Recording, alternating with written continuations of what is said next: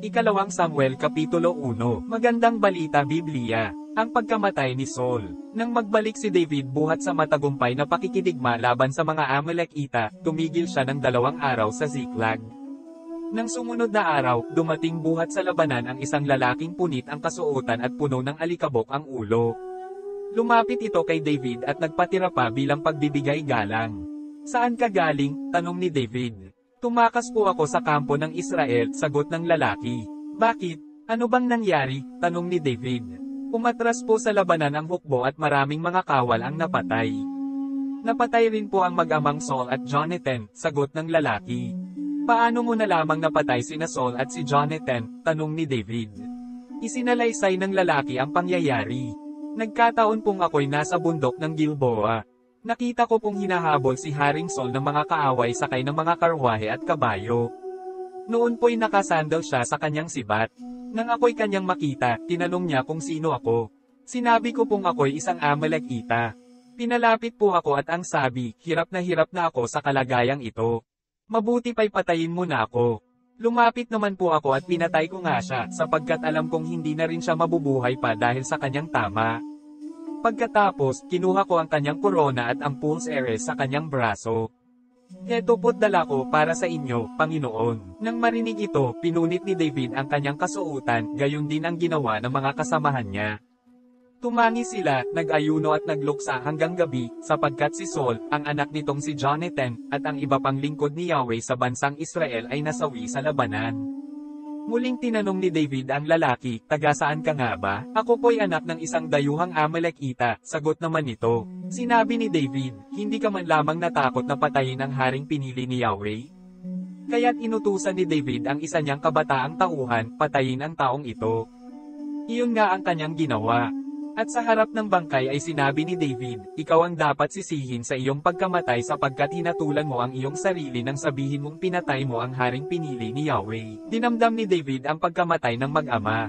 Dahil dito, kumanta si David ng isang awit ng pagluluksa bilang alaala kina Saul at sa anak nitong si Jonathan. Iniutos niyang ituro ito sa lahat ng mamamayan ng Juda. Nakasulat ito sa aklat ni Jaser. Karangalan ng Israel sa burol ay niyurakan. Nang mabuwal ang magigiting mong kawal, dapat itong ilihin, hindi dapat ipaalam. Lalo sa Gat at Ashkelon, sa liwasan at lansangan. Kung ito ay mababatid, tiyak na magdiriwang. Ang mga Filisteyong mga hentil ang magulang. Ang lupain ng Gilboa, ang iyong mga bundok, hindi na dapat ulanin, nibigyan kahit hamog. Mga bukid mo'y hindi na makapaghandog. Pagkat sandata ni Saul ay sa iyo na dungisan, na dati-rating may kentab, ngayoy balot ng kalawang. Ang pana ni Jonathan nooy hindi nabibigo. Ang kay Saul na sandata ay hindi na igugupo. Si Saul at si Jonathan ay ulirang mag-ama. Sa buhay at kamatayan ay palaging magkasama. Bilis nila'y higit pa sa agila, higit pa kay sa leon ang lakas na taglay nila. Mga kababaihan ng Israel, kayo'y magsitangis, sa pagpanaw ni Saul na sa inyo'y nagparamit ng magandang kasuotang may hiyas na nakakabit. Ang magigiting na kawal ay nabuwal sa labanan. Ganyan napansin sa burol nang bumagsak si Jonathan. Sa pagpanaw mo, kapatid kong Jonathan, ngayon ako'y nagluluksa, pagkat ikaw ay mahal ko at sa iyo'y humahanga. Ang pag-ibig na ukol mo sa akin ay pambihira, mahigit pa sa pag-ibig ng babaeng minumutya. Ang magigiting na kawal sa laban ay nabuwal. Ang kanilang mga sandata ay wala na ngayong kabuluhan. Ikalawang Samuel Kapitulo 2. Si David ay naging hari ng Juda. Pagkaraan ng lahat ng ito, sumangguni si David kay Yahweh. Pupunta po ba ako sa isa sa mga lungsod ng Juda? Tanong niya. Lumakad ka, sagot sa kanya ni Yahweh. Saan pong lungsod? Tanong ni David. Sa Hebron, sagot ni Yahweh. Kaya't lumakad si David kasama ang dalawa niyang asawa, sina Ahinong na Jezreelita, at si Abigail, ang biyuda ni Nabal na taga-Carmel. Isinama rin ni David ang kanyang mga tauhan pati ang kani-kanilang pamilya. Dumating sa Hebron ang mga taga-Juda at binuhusan nila ng langis si David bilang hari ng Juda. Nang sabihin nila kay David, ang mga taga-Jabesh Gilead ang naglibing kay Saul, nagpadala siya ng mga tauhan sa mga taong iyon dala ang pagbeteng, naway pagpalain kayo ni Yahweh sa kagandahang loob at kabutihang ginawa ninyo sa Panginoon ninyong si Saul, nang siya'y inyong ilibing. Kamtanawa ninyo ang pag-ibig at katapatan ni Yahweh, at ako na may handang gumanti sa inyong kabutihang ginawa. Maging matatag at matapang kayo. Patay na ang inyong haring si Saul at ginawa na akong hari ng mga taga-Juda. Ginawang hari ng Israel si Isboset. Samantala, si Isboset na anak ni Saul ay kinuha ni Abner na anak ni Ner, pinuno ng hukbo ni Saul. Siya ay dinala sa Mahanaim, sa kabilang ibayo ng Jordan. Do'y ginawang hari ni Abner si Isboset upang mamuno sa Gilead, sa mga Asuryo, sa Jezreel, sa Ephraim, sa Benjamin at sa buong Israel. Si Isboset na anak ni Saul ay 40 taon noon at 2 taon ang naghari sa Israel, ngunit si David ang kinilalang hari ng lipi ni Juda. Naghari si David roon sa loob ng 7.5 taon habang siya'y nanirahan sa Hebron. Ang hukbo ni Isboset sa pangunguna ni Abner ay lumabas sa Mahanaim upang pasukin ang Gibeon. Ang hukbo naman ni David sa pangunguna ni Joab, na anak ni Zeruias, ay lumabas din mula sa Hebron. Nagtagpo ang 2 pangkat sa may ipunan ng tubig sa Gibeon at magkatapat na Hamanay. Sinabi ni Abner kay Joab, "Palabasin mo ang magagaling ninyong tauhan at isa-isang makipagtagisan ng lakas sa mga tauhan namin. Mangyayari ang gusto mo," sagot ni Joab. 12 sa panig ni David ang isa-isang lumabas at tinapatan naman ng 12 Benjaminita sa panig ni Isboset. Bawat isa'y kumuha ng katapat, naghawakan sa ulo at nagsaksakan sa tagiliran. Sama-sama silang nagkamatayan, kaya ang lugar na iyon sa Gibeon ay tinawag na parang ng pataling. Pagkatapos nito'y nagkaroon ng mahigpit na labanan sina Abner kasama ang mga taga-Israel laban sa mga tauhan ni David. Nang araw na iyon, natalo ang hukbo ng Israel na pinangungunahan ni Abner. Naroon ang 3 anak ni Zeruias, sina Joab, Abisai at Asahel. Si Asahel ay simbilis ng USA kung tumakbo. Tuloy-tuloy na hinabol niya si Abner. Lumingon ito at siya'y tinanong, "Ikaw ba si Asahel?" "Oo, ako nga," sagot niya. Sinabi sa kanya ni Abner, "Tigilan mo na ako. Iba na ang habulin mo at samsaman ang kanyang dala." Ngunit hindi ito pinansin ni Asahel. Muling nagsalita si Abner, "Huwag mo na akong habulin, Asahel. At baka mapatay pa kita. Kapag napatay kita, anong mukhang ihaharap ko sa kapatid mong si Joab?" Ngunit hindi pa rin siya pinansin nito kaya't patalikod niyang isinaksak ang kanyang sibat at tumagos sa likod ni Asahel, at ito'y namatay. Ang lahat ng nakakita sa bangkay ni Asahel ay napapahinto. Gayunman, patuloy ring tinugis si Abner ng magkapatid na Joab at Abisai. Nang palubog na ang araw, narating nila ang burol ng Ama, tapat ng Gia, sa daang patungo sa pastulan ng Gibeon. Ang mga Benjaminitay pumanig kay Abner, nagbuo sila ng 1 pangkat at Hamanay sa ibabaw ng burol na iyon. Sumigaw si Abner kay Joab, "Itigil na natin ang patayang ito. Wala itong magandang ibubunga. Patigilin mo na ang iyong mga tauhan sa paghabol sa kanilang mga kamag-anak." Sumagot si Joab, "Saksi ko ang Diyos na buhay. Kung hindi ka nagsalita, hindi ka nila titigilan hanggang umaga." Kaya't hinaipan ni Joab ang trompeta at ang lahat niyang tauhan ay huminto sa pagtugis sa hukbo ng Israel. At huminto na ang kanilang labanan. Pagkatapos, si Abner at ang kanyang mga tauhay magdamag at hanggang tanghaling naglakad sa Araba. Tumawid sila ng Jordan hanggang sa makarating sa Mahanaim. Nagbalik naman si Joab at hindi na itinuloy ang paghabol kay Abner. Nang tipunin ng kanyang hukbo, nalaman niyang kulang ng 19 ang kanyang mga tauhan, bukod pa kay Asahel. Sa panig naman ng mga Benjaminita na pinangunahan ni Abner ay 360 ang napatay. Inilibing nila si Asahel sa libingan ng kanyang ama sa Bethlehem. Magdamag na naglakad ang mga tauhan ni Joab at mag-uumaga na nang dumating sila sa Hebron. 2 Samuel Kapitulo 3. Tumagal ang digmaan sa pagitan ng mga tauhan ni David at ng angkan ni Saul. Lumakas ang pangkat ni David samantalang patuloy na mangham-ina ang angkan ni Saul. Mga anak ni David sa Hebron. Samantalang nasa Hebron, ito ang mga naging anak na lalaki ni David. Ang panganay ay si Amnon na anak niya kay Ahinom. Si Eliab ang sumunod na anak naman niya kay Abigail, ang balo ni Nabal. Ang ikatlo'y si Absalom na anak kay Maacah na anak ni Talmai na hari sa Geshur. Si Adonias ang ika-4, anak niya kay Haggith. Ang ika-5 si Sephethias, anak niya kay Abital, at ang ika-6 ay si Aitrim, anak niya kay Egla. Ang mga ito ang naging anak ni David sa Hebron. Ang kasunduan ni Abner at David. Habang naglalaban ang mga pangkat ni Saul at David, si Abner ang kinilalang pinuno ng mga tauhan ni Saul. Minsay pinagsabihan ni Isboset si Abner, "Bakit mo sinipingan si Rispa, ang anak ni Aya, ang asawang lingkod ng aking ama?" Nagalit si Abner sa sinabing ito ni Isboset at sumagot siya, "Anong palagay mo sa akin, isang taksil? Isang lihim na tauhan ng Juda? Hanggang sa araw na ito'y tapat ako sa sambahayan ng iyong amang si Saul, sa kanyang mga kapatid at mga kaibigan. Maging ikaw ay hindi ko ipinagkanulo kay David, bakit pagbibintangan mo ako sa babaeng ito? Saksi ko ang Diyos, tulungan sana niya ako upang maisakatuparan ang pangako ni Yahweh kay David na maalis ang kaharian mula sa sambahayan ni Saul, at maitatag ang paghahari ni David sa Juda, mula sa Dan hanggang Beersheba. Hindi nakasagot si Isboset dahil sa takot kay Abner. Nagpadala si Abner ng mga sugo kay David sa Hebron at ito ang ipinasabi, kanino nga ba ang lupaing ito?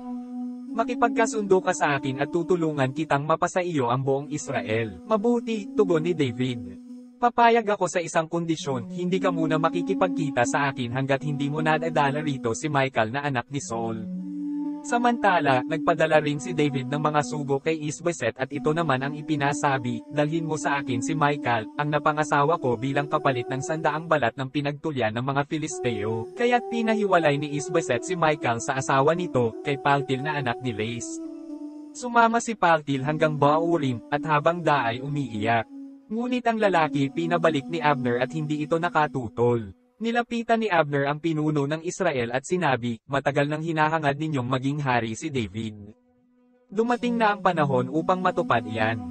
Ganito ang sinabi ni Yahweh tungkol sa kanya, sa pamamagitan ni David, ililigtas ko ang bansang Israel mula sa kamay ng mga Filisteo at iba pa nilang mga kaaway.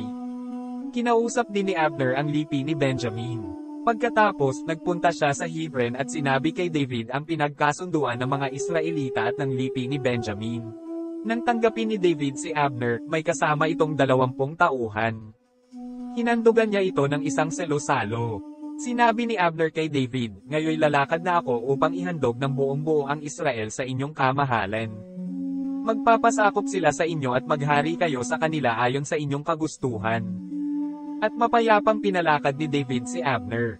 Pinatay ni Joab si Abner. Pagkaalis ni Abner, dumating naman mula sa pagsalakay ang mga kawal ni David sa pangunguna ni Joab. Napakarami nilang samsam na dala.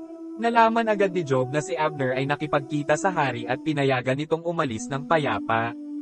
Pinuntahan agad ni Joab ang hari at sinabi, bakit po ninyo ginawa ito? Naparito na nga si Abner ay pinakawalan pa ninyo? Ngayoy wala na siya. Hindi ba ninyo kilala si Abner? Naparito siya upang pagtaksilan kayo, gusto lamang niyang tiktikan ang inyong mga ginagawa. Pagkatalikod sa hari, ipinahabol agad ni Joab si Abner.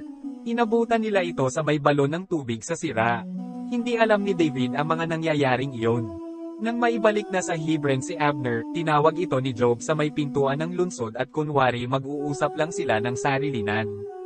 Dito niya isinagawa ang paghihiganti sa pagkamatay ng kapatid niyang si Asahel. Sinaksak niya sa tiyan si Abner at ito'y namatay. Nang mabalitaan ito ni David, sinabi niya, ako at ang aking kaharian ay walang sagutin sa harap ni Yahweh sa pagkamatay ni Abner. Dapat itong panag-utan ni Joab at ng kanyang sambahayan. Ang kanyang sambahayan sana'y huwag mawalan ng mga baldado, may sakit na tulo, sakit sa balat na parang ketong, mapapatay sa labanan o mamamatay sa gutom. Ngunit sa ganoong paraan ginantihan ng magkapatid na Joab at Abisai si Abner dahil sa pagpatay nito kay Asahel sa labanan sa Gibeon. Iniutos ni David kay Joab at sa lahat ng kasama nito na punitin ang kanilang mga damit at magsuot ng panluksa bilang pagdadalamhati sa pagkamatay ni Abner. Pati ang Haring David ay nakipaglibing din nang si Abner ay ilibing sa Hebron. Umiyak ng malakas ang hari at ang mga taong bayan. Ganito ang awit pagluluksa ng hari. O Abner, dapat ka bang mamatay gaya ng isang tulisan? Ikaw naman ay malaya at walang gapos ang mga kamay. Mga paa mo na may hindi natatanikalaan. Ngunit ikaw ay namatay sa kamay ng mga tampalasan. Pagkarinig nito'y muling tumangis ang mga tao. Hinimok nila si David na kumain kahit bahagya, ngunit sinabi nito, isinusumpa kong hindi ako kakain kahit ano hanggat hindi lumulubog ang araw. Ang mga tao'y sumang-ayon sa nakita nilang ginawa ni David sapagkat ito'y nakalugod sa kanila, tulad ng iba pang ginawa ng hari. Noon nalaman ng buong Israel na walang kinalaman ang hari sa pagkamatay ni Abner. Sinabi ng hari sa kanyang mga alipin, hindi ba ninyo nalalamang isang dakilang pinuno ang nawala ngayon sa Israel? Kahit na ako'y hari, nanliliit ako at kinikilabutan sa kasamaang ginawa ng mga anak ni Zeruias. Hindi ito maaatim ng aking kalooban. Parusahan nawa sila ni Yahweh. Ikalawang Samuel Kapitulo 4. Pinatay si Isboset. Nang malaman ni Isboset na si Abner ay pinatay sa Hebron, pinagharian siya ng takot pati ang buong Israel. Noon may dalawa siyang pinuno sa pagsalakay, sina Baana at Rekab. Sila'y mga anak ni Ramon na taga Beerot at mula sa lipi ni Benjamin. Ang Beerot ay dating sakop ng Benjamin, ngunit ang mga tag-Aron ay tumakas at nagpunta sa Gittaim at doon na nanirahan. Isa pa sa mga apo ni Saul ay si Mephibosheth na anak ni Jonathan. 5 taon siya noon nang mapatay sa Jezreel sina Saul at Jonathan. Nang dumating ang malagim na balita, dinampot siya ng tagapag-alaga upang itakas. Ngunit sa pagmamadali ay nabitawan siya at iyon ang dahilan ng kanyang pagkalumpo. Isang tanghali, sina Rekab at Baana ay pumasok sa tahanan ni Isboset samantalang ito'y namamahinga. Hindi sila namalayang pumasok sapagkat ang babaeng bantay pinto ay nakatulog dahil sa pagod sa paglilinis ng trigo. Kaya tuloy-tuloy sila sa silid ni Isboset at pinatay nila habang ito'y natutulog. Pinutol nila ang kanyang ulo saka sila tumakas. Magdamag silang naglakbay sa lupain ng Araba patungo sa Hebron. Dinala nila ang ulo ni Isboset kay David at ang sabi rito, narito ang ulo ng anak ni Saul, ang nagtangka sa iyong buhay. Ipinaghiganti ngayon ni Yahweh ang inyong kadakilaan. Sumagot na may sumpa si David sa magkapatid na Rekab at Baana, saksi si Yahweh, ang Diyos na buhay, at tumulong sa akin sa lahat kong kagipitan. Hinuli ko at pinatay sa Ziklag ang taong nagbalita sa aking patay si Saul sa pag-aakalang matutuwa ako sa balitang iyon. Gaano pa kaya ang aking gagawin sa mga taong pumatay sa walang malay na natutulog sa sariling tahanan? Hindi kaya dapat kayong lipulin sa daigdig na ito dahil sa ginawa ninyong iyan? Kaya't iniutos ni David na sila'y patayin at ganoon nga ang ginawa ng mga kawal. Pinutol nila ang mga kamay at paa ng magkapatid at ibinitin sa may lawa sa Hebron.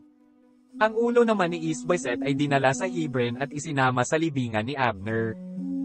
Ikalawang Samuel Kapitulo 5. Naghari si David sa Israel at Juda. Nagkaisa ang lahat ng lipi ng Israel na pumunta sa Hebron upang makipagkita kay David.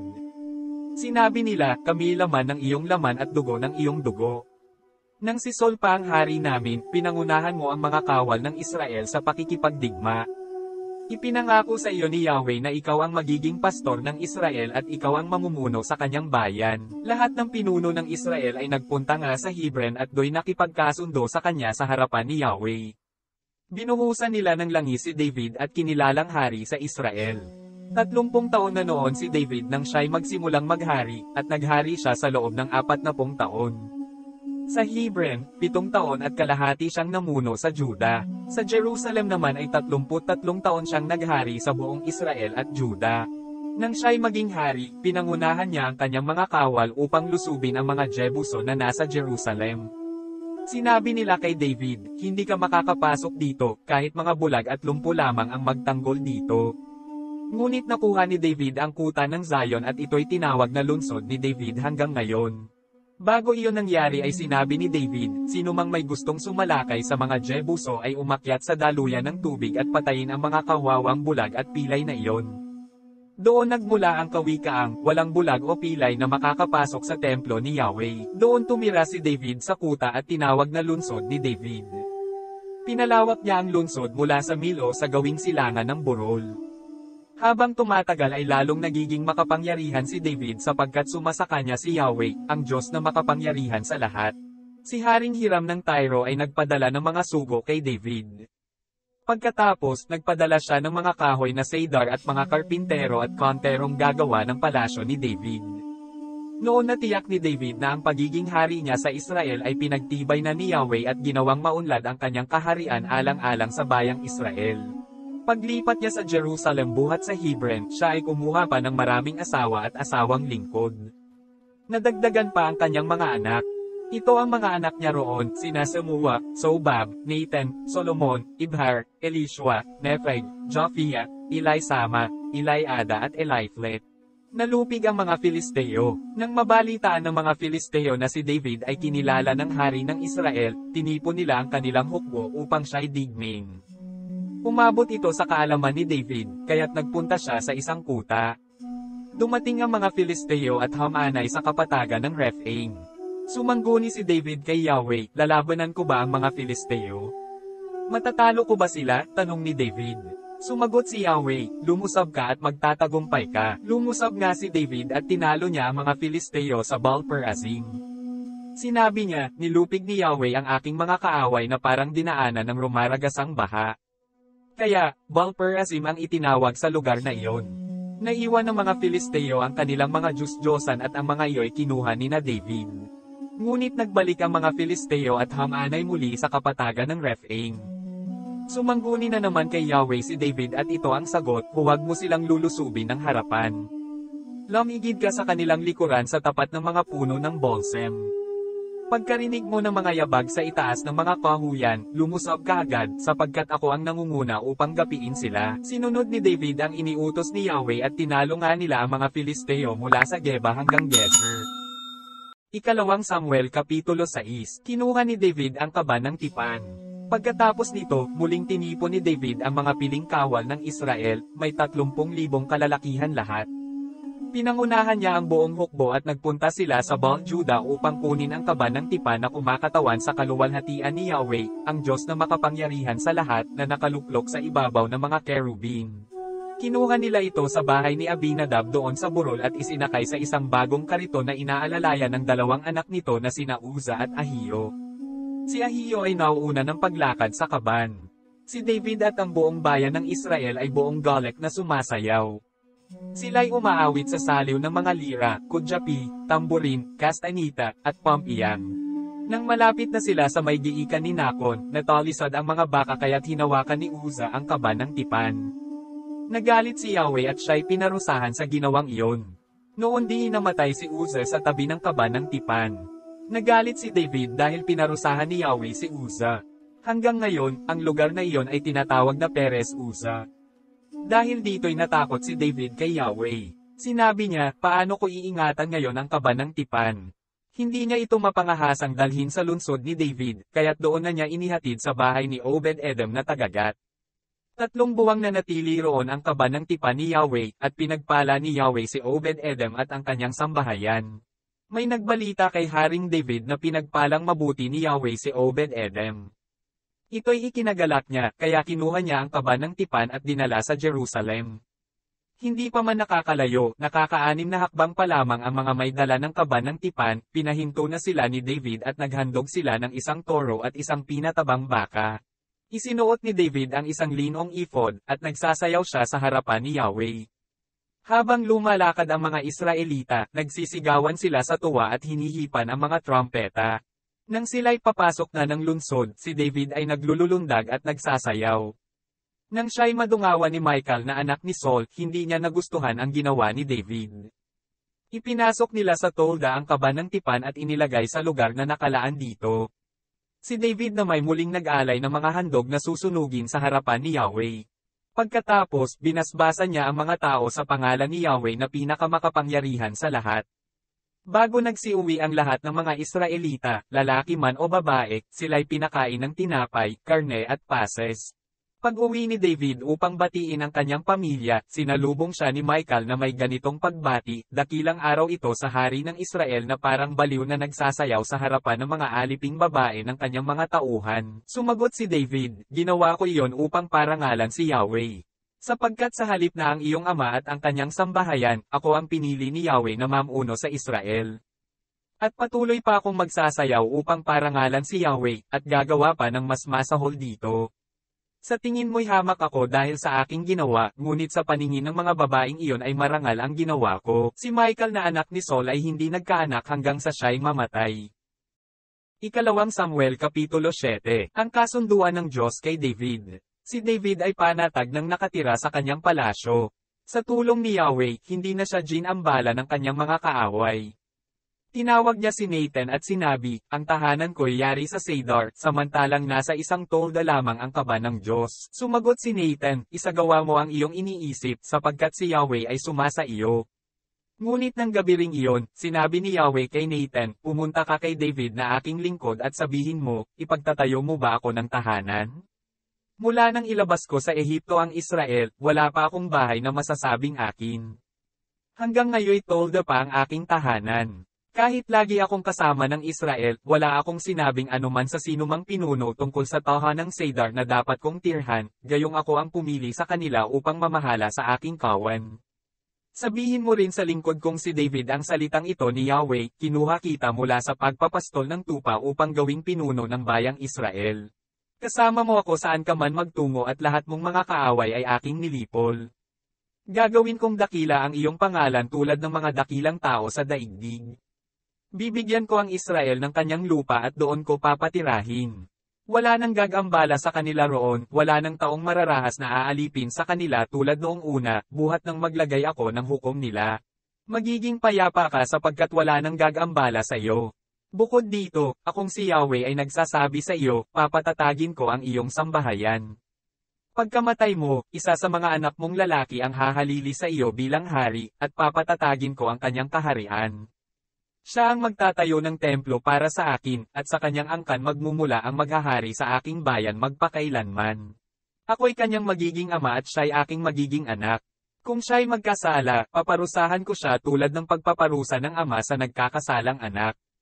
Ngunit ang paglingap ko sa kanya'y hindi magbabago, di tulad ng nangyari kay Saul. Magiging matatag ang iyong sambahayan, ang iyong kaaraya'y hindi mawawaglit sa aking paningin at mananatili ang iyong trono magpakailanman. Isinaysay nga ni Nathan kay David ang lahat ng sinabi sa kanya ni Yahweh. Ang panalangin ni David. Pagkatapos nito, pumasok sa tolda si Haring David, umupo at nanalangin.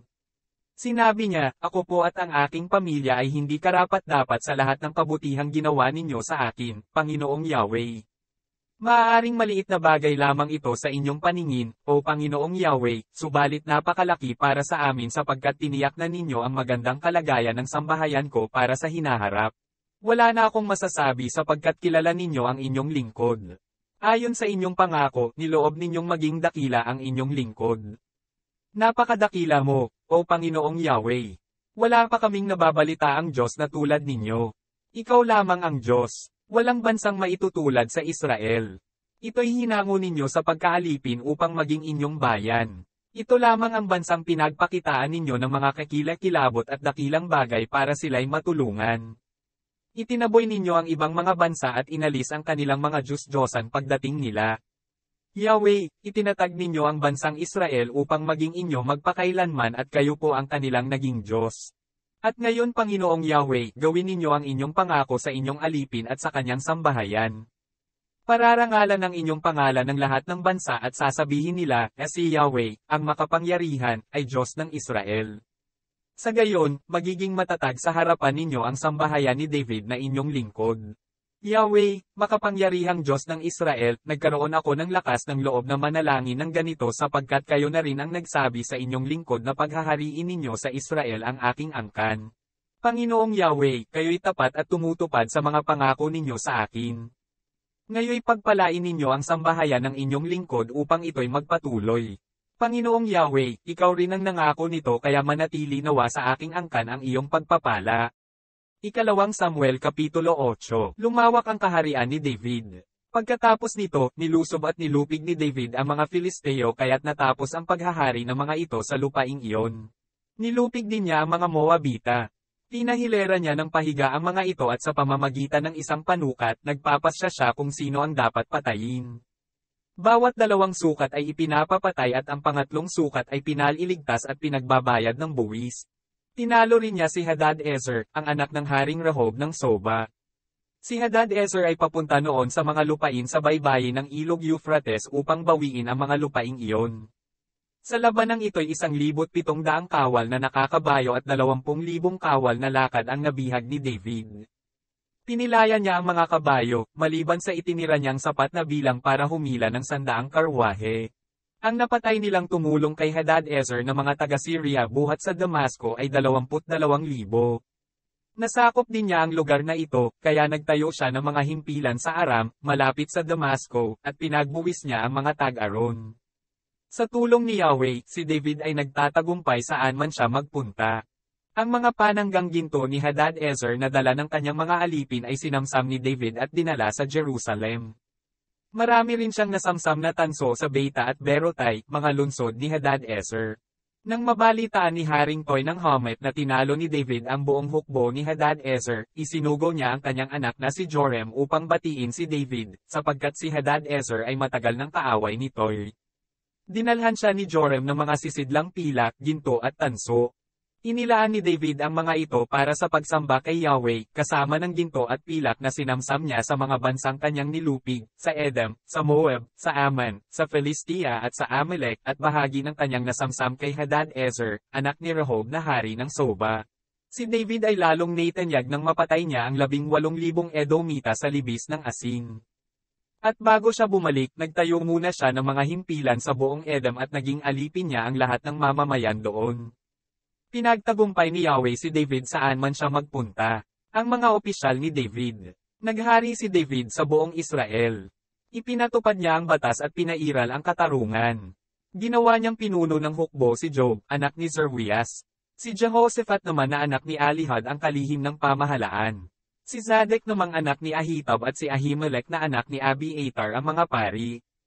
Ang tagapagtala at nag-iingat ng lahat ng kasulatan ay si Seraiah. Si Banayas na anak ni Joyada ang pinamahala niya sa mga bantay na Kirteo at Peleteo. Ang mga lalaking anak ni David ay nagsilbi ring mga pari. Ikalawang Samuel Kapitulo 9. Ang kagandahang loob ni David. Minsay nagtanong si David, mayroon pa bang nalalabi sa sambahayan ni Saul? Gusto kong ipadama sa kanya ang aking kagandahang loob alang-alang kay Jonathan. Nang buhay pa si Saul, may alipin siyang Ziba ang pangalan, kaya't ipinatawag ito ni David. Paglapit ni Ziba, tinanong siya ng hari, ikaw ba si Ziba? Ako nga po, mahal na hari, tugon niya. May nalalaman ka bang buhay sa sambahayan ni Saul? Gusto ko siyang pakitaan ng mabuti, ayon sa aking pangako sa Diyos, wika ng hari. Mayroon po, si Mephibosheth na anak ni Jonathan. Siya po'y isang lumpo, tugon ni Ziba. Saan siya naroon? Tanong muli ng hari. Nasa Lodabar po, nakatira sa bahay ni Makir na anak ni Amiel, sagot ni Ziba. Ipinasundo agad ni David si Mephibosheth, anak ni Jonathan at apo ni Saul. Nang maiharap siya kay David, siya ay nagpatira pa bilang pagbibigay galang. Ikaw ba si Mephibosheth? Tanong ng hari. Ako nga po, mahal na hari, sagot naman ito. Sinabi ni David, huwag kang matakot. Gagawin ko ang lahat ng magagawa ko para sa iyo, alang-alang kay Jonathan. Ibabalik ko sa iyo ang lahat ng lupain ng iyong lolong si Saul, at laging nakahanda ang aking hapag para sa iyo. Nagpatira pang muli si Mephibosheth, at sinabi niya, sino po ako para pag-ukulan ng pansin? Ako'y walang silbi. Tinawag ni David si Ziba at sa harapan niya ay sinabi, ibibigay ko sa apo ni Saul ang lahat ng ari-arian niya at ng kanyang sambahayan. Kayo ng iyong mga anak at mga alipin ang magbubungkal ng kanyang lupain. Aalagaan ninyong mabuti upang mag-ani ng sagana at magkaroon ng sapat na pagkain ang sambahayan ng iyong Panginoon.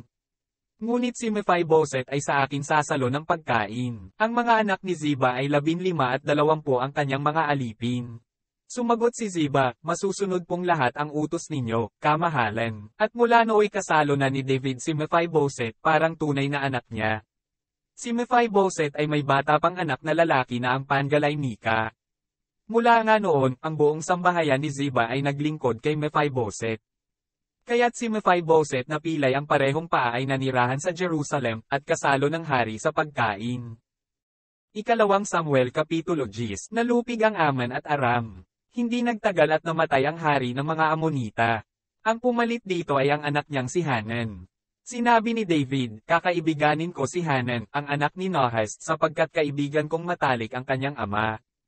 Kaya't nagsugo siya ng mga kinatawan upang makiramay sa kanya. Ngunit nang dumating ang mga ito, sinabi ng mga pinunong Amonita kay Hanan, nakakatiyak ba kayo na talagang pinaparangalan ni David ang inyong ama sa kanyang pakikiramay sa inyo?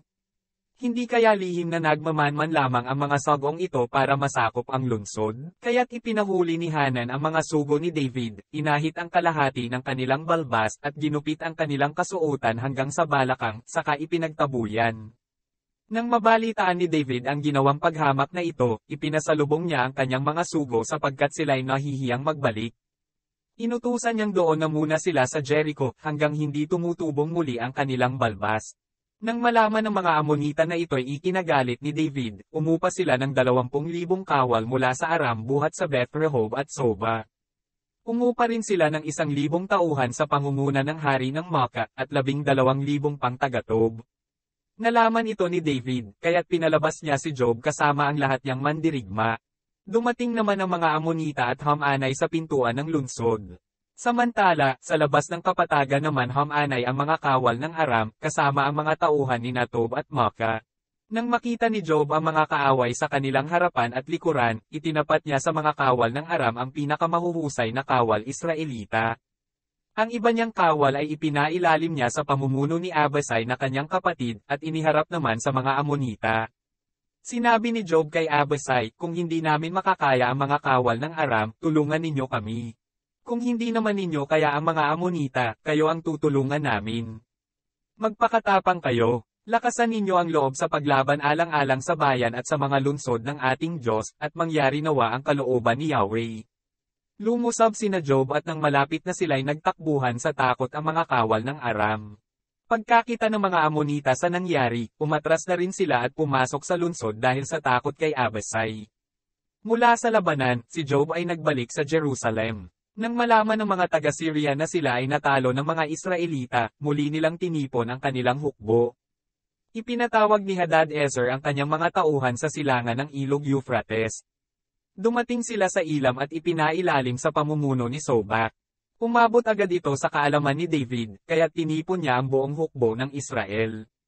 Tumawid sila ng Ilog Jordan upang harapin ang mga kaaway sa Ilam. Humanda naman ang mga kawal ng Aram, at sila'y naglaban. Nalupig na naman sila at nagsitakas habang tinutugis ng mga Israelita. Ang napatay ni na David ay 700 na nakakarwahe at 40,000 kawal na nakakabayo. Pati si Sobak ay nasugatan ng malubha at namatay sa pook ng labanan. Nang makita ng mga haring sakop ni Hadad-ezer na wala silang kalaban-laban sa Israel, sumuko na sila. Mula noon, hindi na tumulong kailanman ang mga taga-Syria sa mga Amonita. Ikalawang Samuel Kapitulo 11. Si David at Bathsheba. Nang sumapit ang tagsibol, panahon na karaniwang nakikipagdigma ang mga hari, pinalabas ni David ang buong hukbo ng Israel. Sa pangunguna ni Job at ng iba pang mga pinuno, pinuksa nila ang mga Amonita at kinugkom ang Raba. Subalit si David ay nagpaiwan sa Jerusalem. Isang hapon, pagkagising ni David, umakyat siya sa bubungan ng palasyo at naglakad-lakad. Mula roon, may natano siyang isang babaeng naliligo. Napakaganda ng babae. Ipinagtanong niya kung sino iyon. Sinabi sa kanya na iyo'y si Bathsheba, anak ni Eliam at asawa ni Urias na isang Heteo. Ipinakuha niya si Bathsheba na nooy katatapos pa lamang ng kanyang paglilinis ayon sa tuntunin para sa mga babaeng nireregla. Sinipingan siya ni David, at pinauwi pagkatapos. Dahil sa nangyaring ito, si Bathsheba ay nabuntis, at ipinasabi niya ito kay David. Inutusan agad ni David si Job na papuntahin sa kanya si Urias na Heteo. Iyon nga ang ginawa ni Job. Nang dumating ito, tinanong siya ni David, kumusta si Job at ang hukbo? Ano ang lagay ng labanan? Sinabi pa niya kay Urias, umuwi ka na at sipinggan ang iyong asawa sapagkat nanggaling ka pa sa malayong paglalakbay. Lumakad nga si Urias. Ang hari ay nagpadala pa ng regalo para sa tahanan nito. Ngunit hindi pala ito nagtuloy sa kanila. Sa halip, doon siya natulog sa may tarangkahan ng palasyo, kasama ng mga bantay. Nalaman ito ni David at sinabi niya kay Urias, hindi ba't kararating mo lang buhat sa isang mahabang paglalakbay?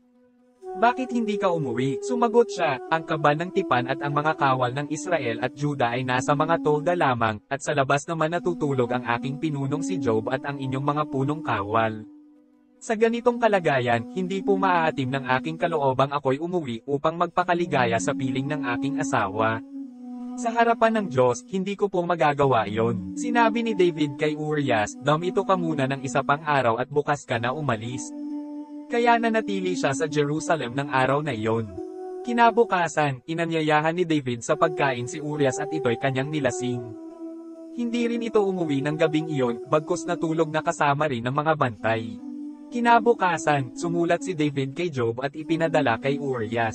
Ganito ang nilalaman, ilagay mo si Urias sa unahan kung saan mainit ang labanan.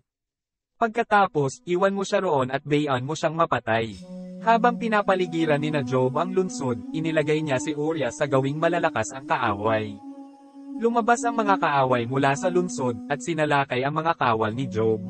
Napatay ang ilang pinuno ni David, kasama si Urias. Ipinadala ni Job kay David ang ulat tungkol sa labanan. Ngunit ito ang ipinagbilin niya, matapos mong ibalita sa hari ang tungkol sa labanan, maaaring siya'y magalit at itanong, bakit kayo nagpakalapit sa lungsod? Hindi ba ninyo alam na maaari kayong panin mula sa itaas ng pader? Hindi ba ninyo alam ang dahilan ng pagkamatay ni Abimelech na anak ni Gideon? Siya'y nabagsakan ng batong Hill Indian na inihulog ng isang babae mula sa itaas ng pader sa Tebes. Bakit masyado kayong lumapit sa pader? Kung magkagayon, saka mo sabihing napatay rin si Urias. Lumakad ang suko at nagulat kay David ayon sa sinabi ni Job. Sinabi niya sa hari, lumabas po ang maraming mga kaaway at nilusob kami, ngunit napaurong namin sila hanggang sa may pasukan ng lungsod. Noon po nila kami tinudla mula sa pader at ilan sa inyong mga pinuno ang napatay. Napatay rin po si Urias. Sumagot si David, kung gayon, sabihin mo kay Job na huwag ikalungkot ang nangyari, sapagkat talagang ganyan ang labanan, may napapatay. Ipagpatuloy ninyo ang paglusob hanggang sa mawasak ang lungsod.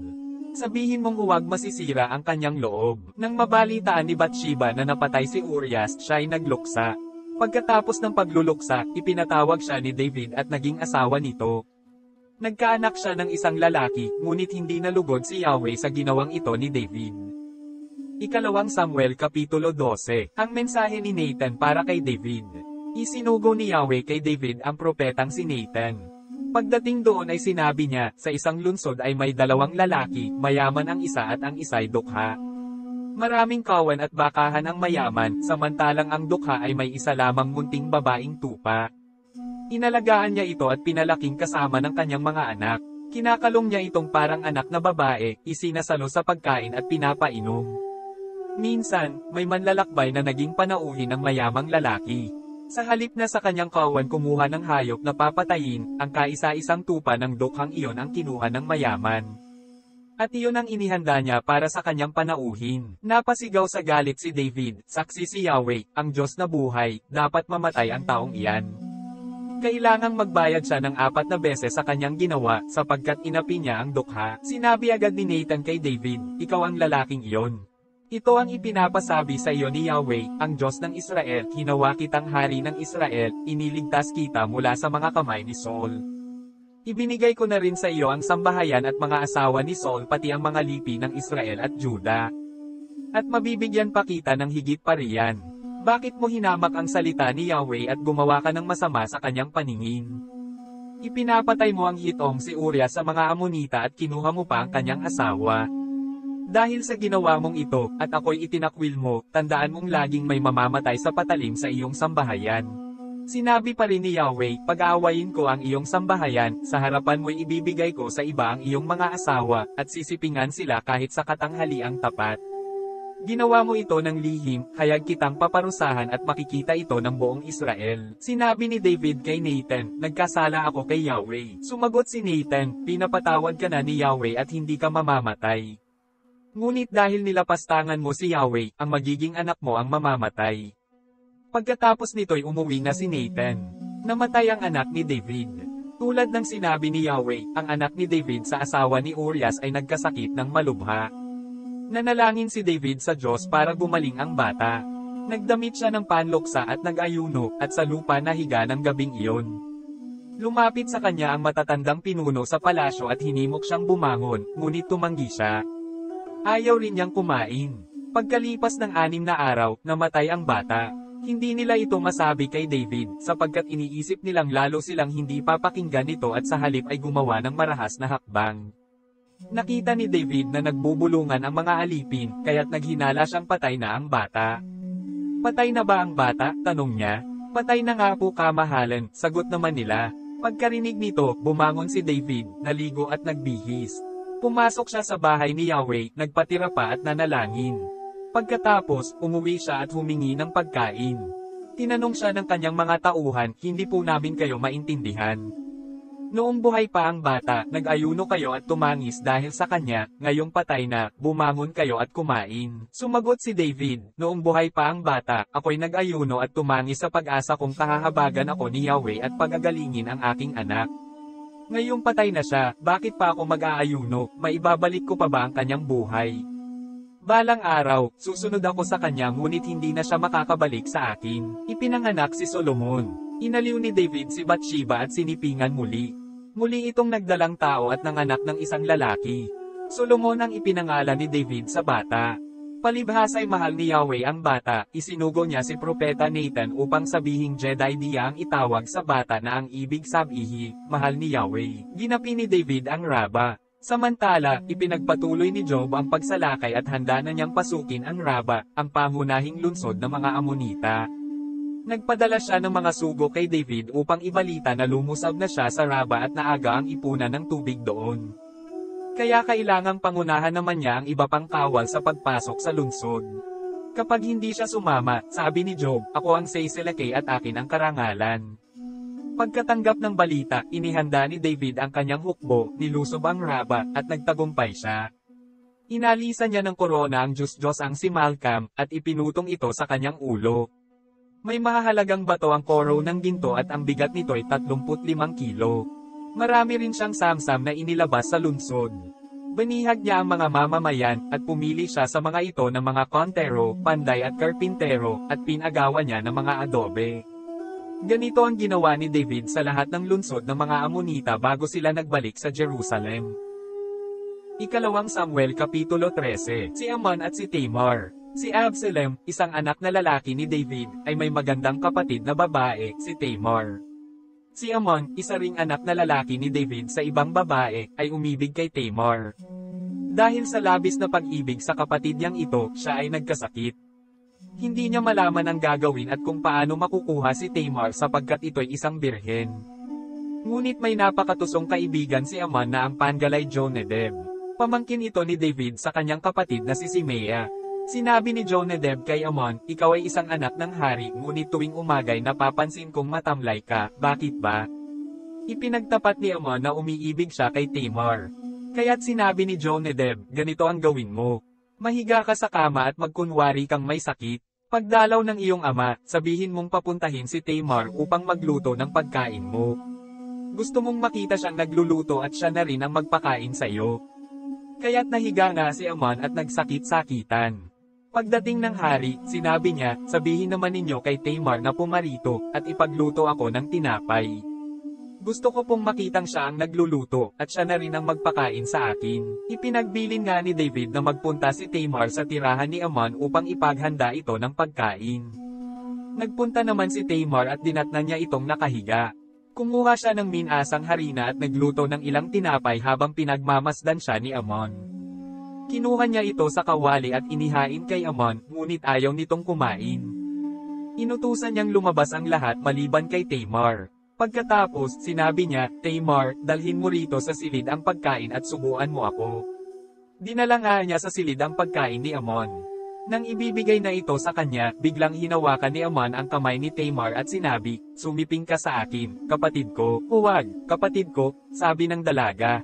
Huwag mo akong halayin. Hindi iyan pinahihintulutan sa bayang Israel. Huwag mong gawin ang kahalayang ito. Lalabas akong kaiya-hiya sa buong Israel. At ikaw, ano pa ang mukhang ihaharap mo sa mga tao? Bakit hindi ka nalang magsabi sa hari? Palagay ko'y hindi siya taut-utol na pakasalan mo ako. Ngunit hindi nakinig si Amnon at dahil mas malakas siya, nagawa niyang pagsamantalahan si Tamar. Matapos siyang pagsamantalahan, si Amnon ay namuhi sa kanya ng pagkamuhing higit pa kaysa hibang na pag-ibig na dating iniukol niya rito. Umalis ka na, sabi niya kay Tamar. Hindi ako aalis, sagot ng babae. Ang pagtataboy mong ito ay masahol pa sa kalapastanganang ginawa mo sa akin, ngunit hindi siya pinansin ni Amnon. Sa halip, inutusan nito ang isang katulong niya, palayasin mo ang babaeng iyan at ikandado mo ang pinto pagkatapos. Pinalabas nga siya ng katulong at ikinandado ang pinto. Suot noon ni Tamar ang damit na may mahabang manggas, ang damit na karaniwang isinusuot noon ng mga birheng anak ng hari. Pinunit niya ito at nilagyan ng abo ang kanyang ulo. Pagkatapos, tinakpan ng kanyang mga kamay ang mukha at umalis na umiiyak ng malakas. Nakita siya ni Absalom at tinanong, may masama bang ginawa sa iyo si Amnon? Kung mayroon huwag mo nang alalahanin. Siya ay kapatid mo rin kaya't manahimik ka na lang. Taglay ang matinding kalungkutan, si Tamar ay nanirahan na lang sa bahay ni Absalom. Galit na galit si Haring David nang mabalitaan ito. Si Absalom na may suklam kay Amnon dahil sa paglapastangan nito sa kapatid niyang si Tamar. Hindi na niya ito kinibo mula noon. Gumanti si Absalom. Pagkaraan ng 2 taon, inanyayahan ni Absalom ang lahat ng anak ng hari upang saksihan ang paggugupit sa kanyang mga tupa sa Baal-Hazor, malapit sa Ephraim. Lumapit siya sa hari upang ipaalam ang bagay na ito, at tuloy anyayahan naman siya at ang kanyang mga pinuno. "Huwag na, anak," wika ng hari. "Maabala kang masyado kung dadalo kaming lahat." Pinilit siya ni Absalom ngunit hindi rin pumayag. Binasbasa na lang siya ng hari. Bago umalis si Absalom, sinabi niya sa hari, "Kung hindi kayo makakadalo, si Amnon na lang po ang pasamayan ninyo sa amin." "Bakit mo siya isasama?" tanong ng hari. Ngunit nagpumilit si Absalom, at pinasama na rin ng hari si Amnon at ang iba pang mga kapatid nito. Iniutos ni Absalom sa kanyang mga alipin, "Bantayan ninyo si Amnon at kapag lasing na, sesenyas ako at patayin ninyo siya. Hindi kayo dapat matakot. Ako ang mananagot nito. Lakasan ninyo ang inyong loob at huwag kayong mag-atubili." Ganoon nga ang ginawa ng mga alipin, pinatay nila si Amnon. Kaya't nagmamadaling tumakas ang mga anak na lalaki ng hari, sakay ng kani-kanilang mola. Nasa daan pa sila'y may nagbalita na kay David na pinatay ni Absalom ang lahat ng anak niyang lalaki. Kaya tumayo siya, pinunit ang kanyang kasuotan at naglupasay sa lupa. Pinunit din ng mga alipin niya ang kanilang damit. Ngunit si Jonadab, ang pamangkin ni David kay Simea, ay lumapit sa hari. Sinabi niya, "Huwag po kayong maniwala na pinatay ang lahat ninyong anak na lalaki. Si Amnon po lang ang pinatay. Siya po lamang ang pinag-initan ni Absalom mula ng pagsamantalahan niya si Tamar. Kaya, huwag po kayong maniwala sa balitang iyon, talaga pong si Amnon lamang ang pinatay." Samantala, si Absalom ay tumakas matapos ipapatay si Amnon. Ang bantay sa palasyo ay may natano na pulutong ng mga taong bumababa sa burol sa gawin ng Horonaim. Kaya't sinabi ni Jonadab sa hari, "Dumarating na po ang mga anak ninyo, tulad ng sinabi ko sa inyo."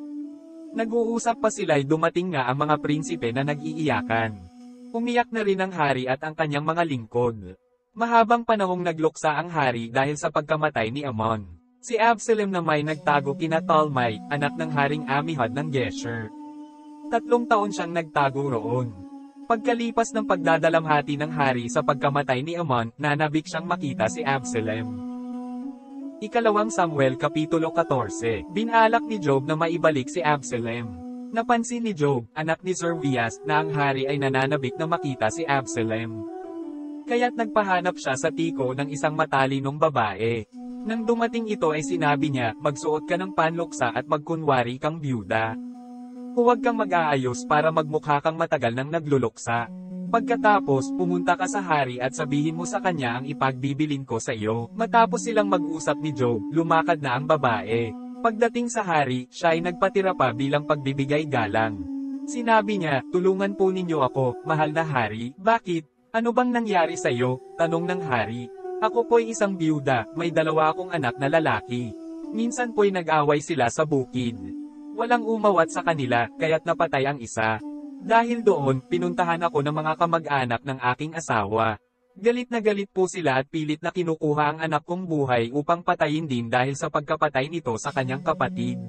Kung magkagayon, mawawala na ang natitirang pag-asa ko sa buhay, at mapuputol ang lahi ng aking asawa." Sinabi ng hari, "Umuwi ka na't ako na ang bahala." Ngunit sinabi ng babae, "Mahal na hari, anuman po ang inyong maging pasya, kami rin ang dapat sisihin.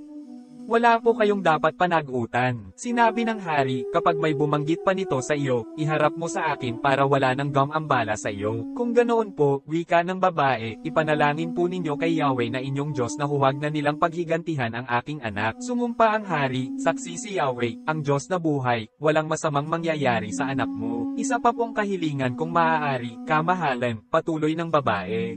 "Sabihin mo," sagot ng hari. At nagsalaysay ang babae, "Bakit po naman naisipan ninyong gawin ang ganoong kasamaan sa bayan ng Diyos?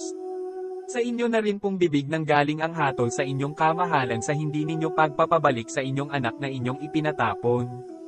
Mamamatay tayong lahat at matutulad sa tubig na matapos matapan ay hindi na mapupulot. Kung hindi man ibinabalik ng Diyos ang buhay ng isang patay, ginagawa naman niya ng paraang mabalik ang isang ipinatapon. Sinabi ko po ito sa inyo dahil sa pagbabanta sa akin ng mga tao. Inisip ko pong kung ito'y ipagtapat ko sa inyo, maaaring dinggin ninyo ako at tulungan. Kaya't maliligtas ako at ang aking anak sa mga nagtatangka sa aming buhay at naghahangad na angkinin ang lupaing ipinamana ng Diyos sa kanyang bayan." Iniisip ko rin po na ang salita ninyo ay makapagdudulot sa akin ng kapanatagan sapagkat tulad kayo ng anghel ng Diyos na nalalaman ang lahat ng bagay. Sumainyo nawa si Yahweh na inyong Diyos, sinabi ng hari, tatanungin kita. Magsabi ka ng totoo. Opo, kamahalan, wika niya. May kinalaman ba si Job sa ginagawa mong ito? Tanong ng hari. Mayroon nga po, tugon niya. Totoo pong ang lingkod ninyong si Job ang nag-utos nito sa akin. Siya pong pumatha ng lahat ng sinasabi ko. Ginawa po niya ito upang ipaalala sa inyo ang katayuan ng inyong anak. Ngunit kayo, kamahalan, ay kasing talino ng anghel ng Diyos at alam ninyo ang lahat ng nangyayari sa lupain. Dahil sa ginawang ito, tinawag ng hari si Job at sinabi, pumapayag na akong pauwiin mo na rito si Absalom. Buong pagpapakumbabang nagpatira pa si Job at nang mabusbasan, sinabi niya, ngayon ko po natiyak ang kagandahang loob ng inyong kamahalan, sapagkat pinagbigyan ninyo ako sa aking kahilingan. At siya'y nagpaalam. Nagpunta agad si Job sa Gesher at isinama sa Jerusalem si Absalom. Ngunit hindi pinahintulutan ng hari na iharap sa kanya ito, kaya't doon na siya nagtuloy sa sariling tahanan. Ang kakisigan ni Absalom. Walang lalaki sa Israel na hinahangaan sa kakisigan tulad ni Absalom, walang maipipintas sa kanya mula ulo hanggang paa. Buhok pa lamang nito na minsan lamang gupitin sa loob ng isang taon ay mahigit ng 3 kilo. Siya ay may anak na 3 lalaki at isang napakagandang dalaga na Tamar ang pangalan. Pinatawag ng hari si Absalom. 2 buong taon na nanatili si Absalom sa Jerusalem na hindi man lang siya nakita ng hari. Minsay ipinatawag niya si Job upang suguin sa hari, ngunit hindi ito pumayag. Ipinatawag niyang muli ito, ngunit hindi rin siya sinunod. Kaya't sinabi ni Absalom sa kanyang mga alipin, alam ninyong may karatig akong bukid ni Job na may tanim na sebada. Puntahan ninyo ito at sunugin. Sinunog nga ng mga alipin ang bukid na iyon. Nagpunta agad si Job kay Absalom at sinabi, bakit sinunog ng mga alipin mo ang aking bukid? Sumagot si Absalom, 2 beses kitang pinakiusapang dalhin sa hari ang aking kahilingan sa kanya, ngunit hindi mo ako pinansin. Bakit mo pa ako kinuha sa Gesher? Mabuti pang hindi na ako umalis doon. Dalhin mo ako sa hari ngayon din at kung ako'y may kasalanan, handa akong mamatay. Nang marinig niya ito, nagpunta si Job sa hari at matapos nilang mag-usap, si Absalom ay ipinatawag. Humarap naman ito sa hari at buong pagpapakumbabang nagbigay galang. At hinagkan siya ng hari. 2 Samuel Kapitulo 15. Naghimagsik si Absalom kay David. Nang makabalik na si Absalom, naghanda siya ng sariling karwahe, mga kabayo at 50 tauhan. Maaga siyang bumabangon tuwing umaga at tumatayo sa tabi ng daang papasok sa lungsod. Ang bawat pumupunta roon na may dalang usapin para isang guni sa hari ay tinatanong niya kung taga saan. Kapag sinabi ng tinanong ang kanyang liping pinagmulan, sinasabi agad ni Absalom, may katwiran ka sa usapin mo, kaya lang, walang inilagay ang hari na mag-aasikaso sa iyo. Idinaragdag pa niya ang ganito, kung ako sana'y isang hukom ng bansa, tatanggapin ko ang bawat kasong dadalhin sa akin ng sinuman, at bibigyan ko siya ng katarungan. Ang bawat lumapit upang magbigay galang sa kanya ay agad niyang hinahawakan at hinahagkan. Ganito ang laging ginagawa ni Absalom sa mga Israelitang humihingi ng katarungan sa hari, kaya't nakuha niya ang loob ng mga ito. Lumipas ang 4 na taon at sinabi ni Absalom sa hari, pahintulutan ninyong magpunta ako sa Hebron upang tuparin ko ang aking panata kay Yahweh. Nang nakatira pa ako sa Gesher ng Aram ay nangako ako ng ganito, kung loloobin ni Yahweh na ako'y makabalik sa Jerusalem, pupunta ako at sasamba sa kanya. Pinayagan naman siya ng hari. Kaya't naghanda agad si Absalom at nagpunta sa Hebron. Ngunit bago lumakad, siya ay lihim na nagpasugo sa lahat ng angkan ng Israel, at ito ang ipinasabi, kung marinig ninyo ang tunog ng trompeta, isigaw ninyo, mabuhay si Absalom ang hari ng Hebron. Bungad sa Jerusalem, nagsama siya ng 200 lalaki ngunit ang mga ito'y walang nalalaman tungkol sa balak niya. Habang nag-aalay si Absalom ng kanyang mga handog, ipinasundo niya si Ahitophel na taga-Gilo at isang tagapayo ni David. Dumami ang mga kasabwat at naging tagasunod ni Absalom. Iniwasan ni David si Absalom. Dumating kay David ang balitang si Absalom na ang kinikilalang hari ng Israel. Sinabi niya sa mga kasama, mabuti pa'y umalis tayo sa Jerusalem. Kung hindi, nanganganib tayo kay Absalom. Magmadali tayo't baka tayo'y abutan niya. Kapahamakan ang sasapitin natin sapagkat wala siyang igagalang isa man sa lungsod. Sumang-ayon naman ang mga lingkod ng hari. Handa po kaming sumunod sa inyo, sabi nila. Kaya't umalis agad si David, kasama ang lahat sa palasyo maliban sa 10 asawang lingkod. Iniwan niya ang mga ito upang manggalaga sa palasyo. Pagsapit nila sa kahuli-hulihang bahay sa lungsod, sila'y huminto. Tumayo sa tabi ng hari ang kanyang mga alipin habang minamasdan niya ang dumaraang mga pangkat. Ang mga ito'y binubuo ng personal na mga bantay ng hari at 600 tagagat na sumusunod sa kanya. Nang makita ng hari si Itay, tinawag ito at sinabi, kasama ka rin pala. Mabuti pa'y bumalik ka na sa Jerusalem at hintayin mo roon ang bagong hari. Ikaw ay dayuhan lamang na ipinatapon dito ng inyong bansa. Hindi ka pa nagtatagal dito, at hindi ka dapat sumama sa aming paglalagalag. Hindi ko alam kung saan ito haantong. Isama mo ang iyong mga kababayan at bumalik na kayo. Naway si Yahweh ang maging matatag at tapat mong kaibigan. Ngunit sinabi ni Itay, kamahalan, hanggat si Yahweh at ang hari ay nabubuhay, sasama kami sa inyo saan man kayo pumaroon kahit ito'y aming ikamatay. Sinabi ni David, mabuti. Kung gayon, magpatuloy ka. Nagpatuloy nga siya, kasama ang mga tauhan at ang kanilang mga pamilya. Umiyak ang mga taong bayan habang umaalis ang hari at ang kanyang mga tauhan. Tumawid sila ng batis ng Kidron at nagtuloy sa ilang. Kasama rin nila ang paring si Zadok at lahat ng Levitang nagdadala ng kaban ng tipan. Ibinabmuna nila ito hanggang makalabas ng lungsod ang mga tao. Kasama rin nila ang paring si Abiathar. Tinawag ng hari si Zadok at sinabi, ibalik mo na sa lungsod ang kaban ng tipan. Kung nasisiyahan sa akin ang Diyos, ibabalik niya ako at makikita kong muli ang kaban sa pinaglagyan nito. Kung ako na may hindi na kinalulugdan, mangyari nawa sa akin ang kanyang kalooban. Sinabi ng hari kay Zadok, hindi ba't ikaw ay isang propeta? Bumalik kayo ni Abiathar at isama ninyo ang anak niyang si Jonathan at ang anak mong si Ahimos. Mag-iingat kayo. Dito muna ako sa ilang, sa tabi ng batis at maghihintay ako ng iyong balita. Ang kaban ng tipan ay ibinalik nga ni Zadok at Abiathar sa Jerusalem, at doon na muna sila nanatili. Si David ay umiiyak na umakyat sa bundok ng mga olibo. Wala siyang sandalyas at nakatalukbong, tanda ng kalungkutan. Lahat ng kasama niya ay nakatalukbong at umiiyak ding umakyat. May nagbalita sa hari na si Ahitophel ay kabilang sa mga kasabwat ni Absalom, kaya't nanalangin siya, Yahweh, sana'y gawin ninyong kahangalan ang mga payo ni Ahitophel. Nang sumapit siya sa taluktok ng bundok kung saan sinasamba si Yahweh, sinalubong siya ni Kusay na Arkita. Sira-sira ang damit nito at puno ng alikabok ang ulo. Sinabi ni David, kung sasama ka, isa ka pang magiging pasanin ko. Ngunit malaki ang maitutulong mo sa akin kung babalik ka sa lungsod, at pagdating ni Absalom sabihin mo sa kanyang maglilingkod ka sa kanya tulad ng ginawa mo sa akin. Ngunit lagi mong sasalungatin ang payo sa kanya ni Ahitophel. 2 pari ang kasama mo roon, sina Zadok at Abiathar. Lahat ng iyong marinig sa palasyo ay sabihin mo agad sa kanila. Si Ahimos na anak ni Zadok at si Jonathan na anak naman ni Abiathar ay kasama nila roon. Ang dalawang ito ang gawin mong tagapaghatid sa akin ng anumang balita, at si Kusay na kaibigan ni David ay bumalik nga sa lungsod habang papasok naman noon si Absalom sa Jerusalem. Ikalawang Samuel Kapitulo 16. Tinulungan ni Ziba si David. Si David ay pababa na noon sa bundok ng sa di kalayo ay nakasalubong niya si Ziba, ang alipin ni Mephibosheth.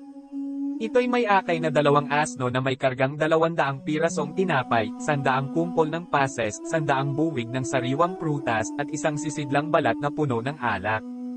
Anong gagawin mo sa mga yan, Ziba? Tanong ng hari. Sumagot si Ziba, ang 2 asno ay para sakyan ng inyong pamilya, ang tinapay at ubas ay pagkain ng inyong mga alipin, at ang alak po na may para sa sino mang manghihina sa ilang. Saan naroon ang anak ng iyong Panginoong si Saul? Tanong ng hari. Nasa Jerusalem po, tugon ni Ziba, sapagkat ang paniwala po niya ibibigay na sa kanya ang kaharian ng kanyang ama. Sinabi ng hari, Ziba, ang lahat ng ari-arian ni Mephibosheth ay magiging iyo. Sumagot si Ziba, pag-utusan po ninyo ang inyong lingkod, maging karapat-dapat sana ako sa inyong pagtitiwala. Nilate ni Simei si David. Nang papalapit na sa bauring si Haring David, isang kamag-anak ni Saul ang lumabas sa lansangan na nagmumura. Ito'y si Simei na anak ni Gera. Pinagbabato niya si David at ang mga tauhan nito, kahit napapaligiran ang hari ng kanyang mga bantay at kawal. Ganito ang kanyang isinisigaw, lumayas ka, mamamatay tao, kriminal. Naghiganti na sa iyo si Yahweh dahil sa pagpatay sa sambahayan ni Saul at pag-agaw sa kanyang trono. Ibinigay na kay Absalom ang kanyang kaharian. Tapos na ang mga maliligayang araw mo, isa kang mamamatay tao. Sinabi ni Abisai, mahal na hari, bakit pumapayag kayong lapastanganin ng hampas lupang ito? Ipahintulot po ninyong tagpasin ko ang kanyang ulo. Ngunit sinabi ng hari kay Abisai at sa kapatid nitong si Job, huwag kayong makialam. Kung iniutos ni Yahweh kay Simei na sampain ako, sinong may karapatang samaway sa kanya? Sinabi ni David kay Abisai at sa lahat niyang lingkod, kung ang anak ko mismo ay nagtatangka sa aking buhay, hindi nga katakataka ang ginagawa ng Benjamin itang ito. Hayaan ninyo siyang magmura at sampain ako. Inutusan siya ni Yahweh na gawin ito. Baka naman kahabagan ako ni Yahweh sa kalagayang ito, at pagpalain ako sa halip na champagne. Patuloy sa paglakad sina David at ang kanyang mga tauhan, samantalang sa gilid ng burol, sa tapat nila ay sumasabay si Simei. Hindi ito itigil ng panlalait, pambabato, at pagsasaboy ng alikabok sa dakong kinaroroonan nila sa kapatagan. Pagkatapos, dumating ang hari at ang kanyang mga kasamahan na pagod sa may ilog Jordan. At nagpahinga muna sila roon. Pumasok si Absalom sa Jerusalem. Hindi nagtagal, pumasok nga sa Jerusalem si Absalom kasama ang lahat ng Israelita pati si Ahitophel. Nang magkita si Absalom at ang kaibigan ni David na si Kusai, sumigaw ito, "Mabuhay ang hari!" Mabuhay ang hari, ito ba ang pagpapakita mo ng katapatan sa kaibigan mong si David? Tanong ni Absalom. Bakit hindi ka sumama sa iyong kaibigan? Sumagot si Kusai, hindi po ako sumama sa kanya, sapagkat ang nais kong paglingkuran ay ang haring pinili ni Yahweh, ng mga tao, at ng bansang Israel. Hindi ba marapat na paglingkuran ko ang anak ng aking Panginoon? Paglilingkuran ko po kayo tulad ng paglilingkod ko sa inyong ama. Tinawag ni Absalom si Ahitophel at humingi ng payo rito, ano ba ang mabuting gawin natin? Ganito ang gawin mo, wika ni Ahitophel, sipinggan mo ang mga asawang lingkod ng iyong ama na iniwan niya sa palasyo. Sa ganoon, mababalita sa Israel na talagang kinakalaban mo ang iyong ama, at lalong lalakas ang loob ng mga kumakampi sa iyo. Kaya't kanilang ipinagtayo si Absalom ng tolda sa itaas ng palasyo upang makita ng buong Israel ang pagsiping niya sa mga asawang lingkod ng kanyang ama. Noong panahong iyon, ang mga payo ni Ahitophel ay itinuturing na salita ng Diyos. Maging sina David at Absalom ay sumusunod sa kanyang mga payo. Ikalawang Samuel Kapitulo 17, nalinlang ni Kusai si Absalom. Sinabi ni Ahitophel kay Absalom, papiliin mo ako ng 12,000 tauhan at ngayon ding gabi hahabulin namin si David. Sasalakayin ko siya habang pagod pa siya at nanghihina. Malilito siya at tiyak na magtatakbuhan ang kanyang mga tauhan. Ang hari lamang ang aking papatayin. Ibabalik ko sa iyo ang lahat ng kanyang mga tauhan, gaya ng isang babaeng ikakasal sa naghihintay niyang mapapangasawa. Iisang tao lamang ang nais mong mamatay, kaya't ang iba ay hindi masasaktan. Nagustuhan ni Absalom at ng pinuno ng Israel ang payo ni Ahitophel. Ngunit sinabi ni Absalom, tanungin din natin si Kusai na Arkita kung ano ang kanyang maipapayo tungkol sa bagay na ito. Pagdating ni Kusai, sinabi ni Absalom ang payo ni Ahitophel. Tinanong niya si Kusai, susundin ba natin si Ahitophel? At kung hindi, ano ang masasabi mo? Sinabi naman ni Kusai kay Absalom, sa ngayon, ang balak ni Ahitophel ay hindi mabuting sundin. Hindi mo ba alam na ang mga tauhan ng iyong amay mga sanay na mandirigma? Mababangis silang tulad ng inahing osong inagawa ng anak. Sa talino ng iyong amay hindi iyon matutulog na kasama ng kanyang mga tauhan. Malamang siya ngayon nagtatago sa isang hukay o sa ibang lugar. At kung sa unang pagsalakay ay malagasan ka ng mga tauhan, tiyak na ang sinumang makabalita ay ganito ang sasabihin, natalo ang mga tauhan ni Absalom. Matapang may pusong leon ay matatakot din, sapagkat alam ng buong Israel na magiting na mandirigma ang iyong ama, at hindi aatras sa labanan ang mga tauhan niya. Ganito ang payo ko, hintayin mo munang ang mga Israelita mula sa Dan hanggang Beersheba ay matipong lahat na sindami ng buhangin sa tabing dagat. Pagkatapos, ikaw mismo ang manguna sa pakikipaglaban. Hahabulin natin ang kaaway saan man siya magsuot. Sasalakayin natin siya na parang hamog na pumapatak sa lupa, at wala isa man sa kanilang sambahayan at mga tauhan ang matitirang buhay. Kung siya'y umatras sa isang lungsod, ating iguguho ang lungsod na iyon at itatambak sa bangin upang wala ni kapirasong bato na matira roon. Pagkarinig niyon, sinabi ni Absalom at ng buong Israel, mas maganda ang payo ni Kusai na Arkita kaysa payo ni Ahitophel. Nagpasya si Yahweh na huwag masunod ang mabuting payo ni Ahitophel upang mapahamak si Absalom. Nakatakas si David. Pagkatapos, sinabi ni Kusai sa dalawang paring sina Zadok at Abiathar ang payo ni Ahitophel kay Absalom at sa matatandang pinuno. Matapos ipagtapat ang lahat, sinabi niya, babalaan ninyo agad si David na huwag matutulog ngayong gabi sa may batis sa ilang. Patawirin siya sa ibayo ng Jordan bago mahuli ang lahat, baka mapahamak siya at ang mga kasama niya. Para walang makakita sa kanila, sina Jonathan at Ahimaaz ay hindi na pumasok ng lungsod, doon na lamang sila naghintay sa Enrogel. Ang anumang balita para kay David ay dinadala sa kanila ng isang aliping babae. Ngunit may binatilyo palang nakakita sa kanila at ito ang nagsumbong kay Absalom. Nang malaman nila ito, umalis agad ang dalawa at nagtago sa bauring. Lumusong sila sa balon sa loob ng bakuran ng isang tag-aron. Tinaakpan agad ng asawa nito ang balon at kinalatan ng trigo ang ibabaw niyon upang hindi paghinalaang may nagtatago roon. Dumating ang mga alipin ni Absalom at nagtanong sa babae, saan naroon sina Ahimaaz at Jonathan. Tumawid na sila sa ilog, tugon ng babae. Ginalugad nila ang lugar na iyon, ngunit walang nakita, kaya't nagbalik na sila sa Jerusalem. Pagkaalis ng mga tauhan, umahan sa balon ang dalawa. Nagpunta agad sila kay David at ipinagtapat ang masamang binabalak ni Ahitophel. Pagkatapos, sinabi nila, tumawid kayo agad ng ilog. Tumawid nga si David at ang buong niyang pangkat at nang magmamadaling araw, wala isa mang naiwan sa kabila ng Jordan. Nang malaman ni Ahitophel na hindi sinunod ang kanyang payo, umuwi agad siyang sakay ng asno. Matapos mag-iwan ng huling habilin sa mga kasambahay, siya ay nagbigti. Inilibing siya sa puntod ng kanyang ama. Dumating si David sa Mahanaim. Nasa Mahanaim na si David nang tumawid sa Jordan sina Absalom at mga kasamang Israelita. Sa halip na si Joab, si Amasa ang ginawa ni Absalom na pinuno ng buong hukbo. Si Amasa ay anak kay Abigail ni Itra, isang lalaking Izmaelita. Si Abigail naman ay anak ni Nahaz, kapatid ni Zeruias na ina ni Joab. Ang mga Israelita at si Absalom ay nagkampo sa Gilead. Pagdating sa Mahanaim, si David ay sinalubong ni Sobi, anak ni Nahaz na Amanitang taga-Raba. Kasama ni Sobi si Makir, anak ni Amiel na taga-Lodabar at si Barzillai, isang Gileaditang taga-Rogelim. May dala silang mga banig, kumot, mangkok at banga. May dala rin silang trigo, sebada, harina, mga butil na sinangag, gulayin, pulot-pukyutan, keso at mga tupa. Ipinagkaloob nila ito kina David at mga kasama nito upang may makain sila, sapagkat alam nilang ang mga ito'y pagod na pagod at nagdanas ng matinding gutom at uhaw sa ilang. Ikalawang Samuel Kapitulo 18. Napatay si Absalom. Tinipon ni David ang lahat ng mga tauhan niya at pinagpangkat-pangkat ang mga ito. Naglagay siya ng mga pinuno sa mga pangkat na tig-1,000 at tig-100. Pinagtatlo niya ang buong hukbo, ang unang pangkat ay pinamunuan ni Joab, ang pangalawa ay pinamunuan ni Abasai at ang ikatlo'y ibinigay naman kay Ittai na Geteo.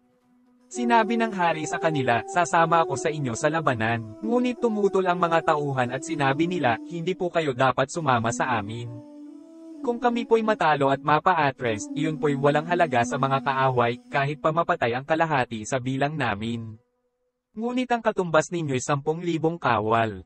Kaya't mas mabuti pong doon na kayo sa lungsod, at padalhan na lamang ninyo kami ng tulong. Gagawin ko kung ano ang inaakala ninyong pinakamabuti, sagot ng hari. Tumayo na lang siya sa may pintuan ng lungsod habang papalabas ang kanyang mga kawal na nasa pangkat na libo-libo at daan-daan.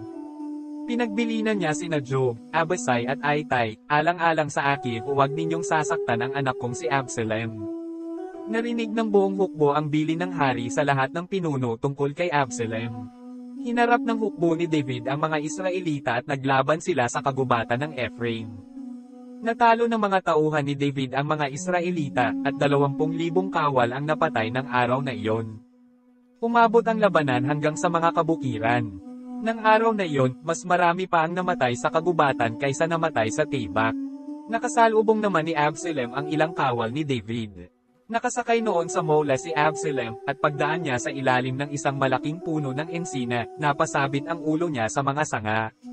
Nagpatuloy sa pagtakbo ang mola at naiwan si Absalom na nakabitin sa puno. Isa sa mga nakakita nito ang nagsabi kay Joab, nakita ko si Absalom na nakabitin sa isang puno ng ensina. Pagkarinig nito'y sinabi ni Joab sa lalaki, nakita mo na palang nakabitin, bakit hindi mo pa siya pinatay doon? Nakatanggap ka sana sa akin ng 10 pirasong pilak at isang sinturon. Sumagot ang lalaki, kahit na po gawin ninyong 1,000 pirasong pilak, hindi ko maaaring pagbuhatan ng kamay ang anak ng hari. Narinig po naming lahat ang utos ng hari sa inyo at kina Abasai at Ittai na huwag sasaktan ang anak niyang si Absalom alang-alang sa kanya. Kung siya'y pinagbuhatan ko ng kamay at namatay, malalaman din po iyon ng hari at hindi naman kayo ang mananagot sa nangyari. Hindi nakita pag-aaksayahan ng panahon, sabi ni Joab. Kumuha siya ng 3 sibat at isa-isang itinusok sa dibdib ni Absalom na nooy buhay pang nakabitin sa puno. Pagkatapos nito'y pumaligid ang 10 tauhan ni Joab kay Absalom at pinatay ito. Hinaypa ni Job ang trumpeta at ang kanyang buong hukbo ay huminto na sa pagtugis sa mga Israelita. Kinuha nila ang bangkay ni Absalom, inihulog sa isang malaking hukay sa kagubatan at tinabyunan ng mga bato.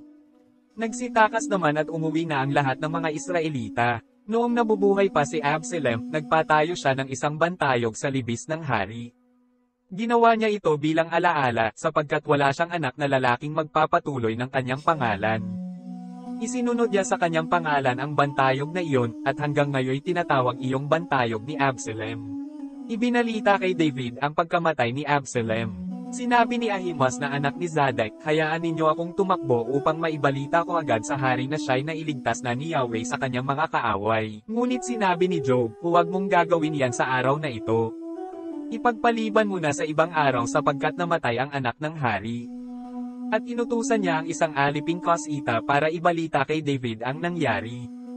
Nagbigay galang muna ito kay Job bago patakbong umalis. Nagsumamo kay Job si Ahimaaz, anuman po ang mangyari pahintulutan ninyong sundan ko ang Kusita. Bakit, anak ko? Tanong ni Job. Wala kang mapapala sa pagbabalita mo, kahit po anong mangyari, basta't pahintulutan ninyo ako, wika niya. Sige, tumakbo ka, wika ni Job. Tumakbo nga si Ahimaaz at dumaan sa libis ng Jordan at naunahan pa niya ang aliping Kusita. Nakaupo noon si David sa pagitan ng pintuang panlabas at pintuang panloob ng lungsod.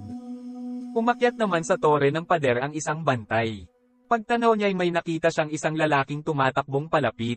Sumigaw siya sa hari at sinabi ang kanyang nakita. Sabi ng hari, kung nag-iisa siya, tiyak na magandang balita ang dala niya. Samantala, ang bantay sa tore ay may nakita pang isang lalaking tumatakbong papalapit din. Kaya't tinawag niya ang bantay pinto at sinabi, tingnan mo, may isa pang tumatakbo sa hulihan. Sinabi ng hari, magandang balita rin ang dala niyan. Sa tingin ko'y si Ahimaaz na anak ni Zadok ang nauunang dumarating, sabi ng bantay. Mabuting tao yan, at magandang balita ang dala niya, sabi ng hari. Nauna ngang dumating si Ahimaaz. Yumukod siya sa harapan ng hari at sinabi, purihin si Yahweh na inyong Diyos, na siyang dumaig sa mga taong naghimagsik laban sa mahal na hari. Kumusta ang anak kong si Absalom? Ligtas ba siya? Tanong ng hari. Kamahalan, isinugo po ako ng inyong lingkod na si Job, sagot ni Ahimaaz, at noon pong paalis na ako, nagkakagulo sila at hindi ko po alam ang dahilan. Sinabi sa kanya ng hari, tumayo ka muna dyan sa isang tabi, at ganoon nga ang ginawa ni Ahimaaz. Dumating naman ang Kusita at ganito ang sabi, magandang balita, kamahalan. Ngayong araw na ito'y iniligtas kayo ni Yahweh sa lahat ng naghimagsik laban sa inyo. Kumusta ang anak kong si Absalom? Ligtas ba siya? Tanong ng hari. Mangyari nawa sa lahat ng inyong mga kaaway at sa lahat ng naghihimagsik laban sa inyo ang nangyari kay Absalom. Nang marinig ito'y naghinagpis ang hari. Umakyat siya sa isang silid sa itaas ng pintuan ng lungsod at buong pait na tumangis. Habang lumalakad siya ay sinasabi niya, anak kong Absalom. Anak ko, Absalom. Ako na lang sana ang namatay at hindi ikaw, Absalom, anak ko, anak ko. Ikalawang Samuel Kapitulo 19. Pinagsabihan ni Job si Haring David. May nagbalita kay Job na umiiyak at nagluluksa ang hari sa pagkamatay ni Absalom. Kaya't napalitan ng pagluluksa ang dapat sana'y pagdiriwang dahil sa pagtatagumpay ng hukbo.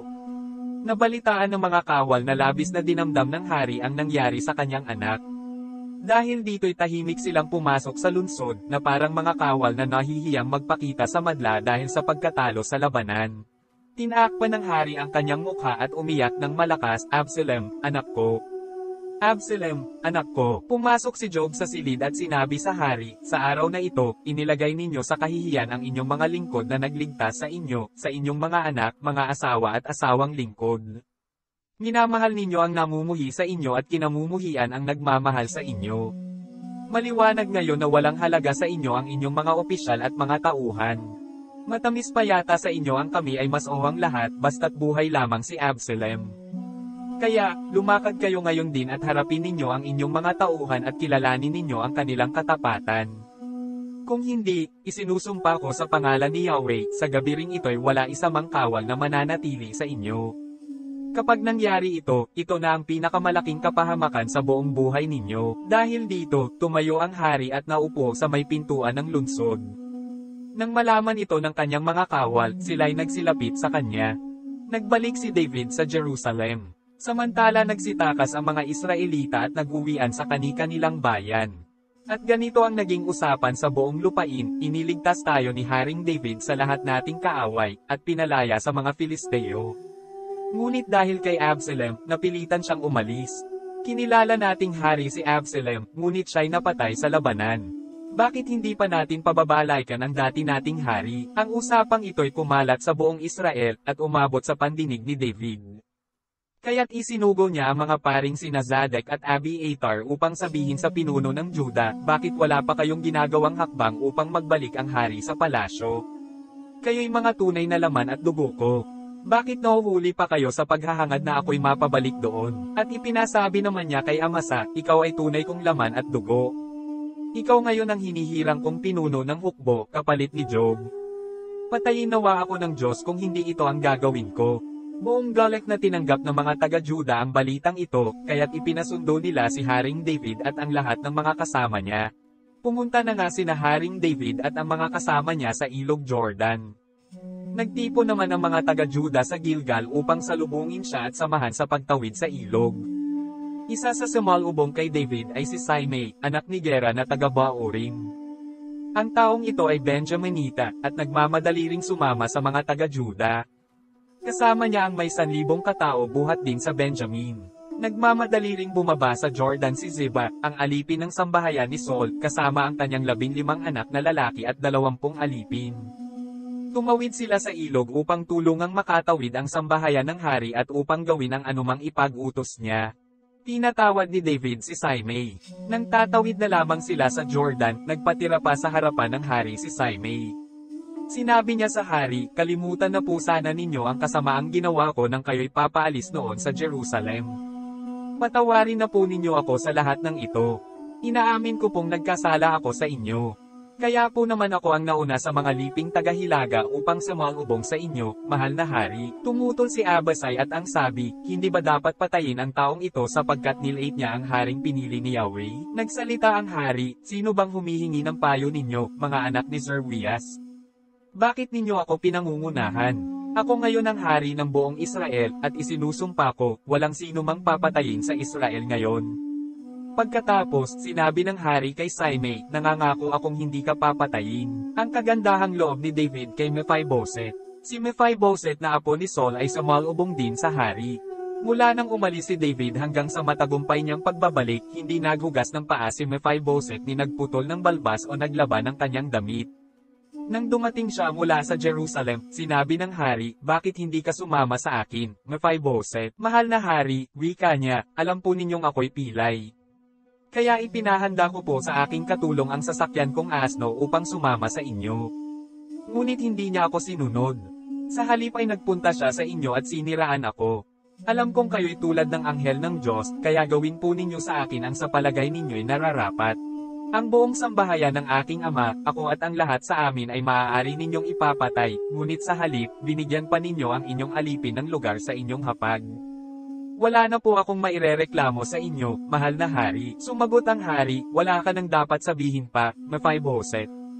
Nakapagpasya na ako na maghahati kayo ni Ziba sa ari-arian ni Saul. Ngunit sinabi ni Mephibosheth, hayaan na po ninyo sa kanyang lahat. Sapat na sa akin kayo'y mapayapang nakauwi. Ang kagandahang loob ni David kay Barzillai. May isang taga-Gilead na bumaba mula sa Roch Elim at naghatid din sa hari hanggang Jordan, ito'y si Barzillai. Siya'y 80 taon na at napakalaki nang naitulong sa hari noong ito'y nasa Mahanaim pa. Siya'y isa sa kinikilalang mayaman doon, at siya ang nagbibigay ng pagkain sa hari. Bago tumawid ang hari ay sinabi nito, mabuti pa'y sumama ka sa amin sa Jerusalem. Doon ka na tumira sa palasyo at ako ang bahala sa iyo. Sumagot si Barzillai, ilang taon na lang ang itatagal ko, bakit pa po ako sasama sa inyo sa Jerusalem? 80 taon na ako at wala nang kasiyahan sa mga kalayawan. Hindi ko na malasahan ang sarap ng pagkain at inumin. Wala nang pang-akit sa akin pati magagandang awitin. Magiging pabigat lamang ako sa inyo, mahal na hari. Ihahatid ko na lang kayo hanggang sa makatawid ng Jordan. Hindi na ninyo ako kailangang gantimpalaan ng ganito. Hayaan na ninyo akong magbalik sa aking bayang sinilangan, at doon ko nahihintayin ang aking mga huling araw sa tabi ng puntod ng aking ama at ina. Narito ang lingkod ninyong si Kamom, siya ang isama ninyo, ang katulong kong ito, at kayo na ang bahala sa kanya. Sumagot ang hari, sige, isasama ko siya. Gagawin ko rin ang lahat ng gusto mo para sa ikabubuti niya. Tungkol naman sa iyo, gagawin ko rin ang lahat ng gusto mo. Tumawid sa Jordan ang lahat. Bago tumawid ang hari, hinagkan muna niya at binasbasan si Barzillai. Pagkatapos, umuwi na si Barzillai sa kanyang tahanan. Nagtalo ang mga taga-Juda at taga-Israel tungkol sa hari. Nagtuloy sa Gilgal ang hari, kasama si Kamom. Kasama rin nila ang lahat ng taga-Juda at kalahati ng mga taga-Israel. Pagdating doon, sama-samang lumapit kay David ang mga Israelita. Sabi nila, bakit po kami inunahan ng mga kapatid naming taga-Juda sa pagsundo sa inyo, at sa inyong mga tauhan at sambahayan mula sa kabila ng Jordan? Sumagot ang mga taga-Juda, ginawa namin iyon sapagkat ang hari ay malapit naming kamag-anak. Anong ikinasasama ng loob ninyo? Hindi naman kami palamunin ng hari. Hindi rin niya kami binayaran. Sumagot ang mga taga-Israel, 10 beses ang karapatan namin kay Haring David, kahit pa kamag-anak ninyo siya. Bakit naman minamaliit ninyo kami?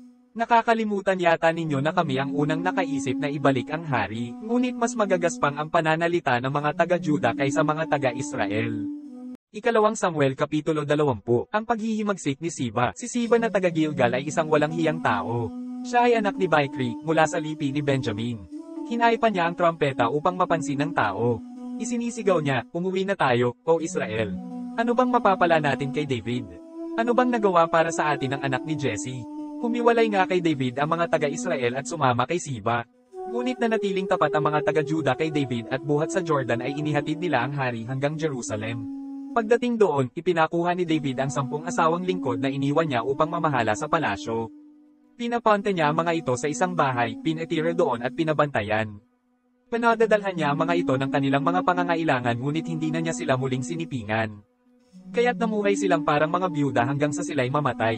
Tinawag ng hari si Amasa at sinabi, tipunin mo ang mga kalalakihan ng Juda at dalhin mo sila rito sa loob ng 3 araw.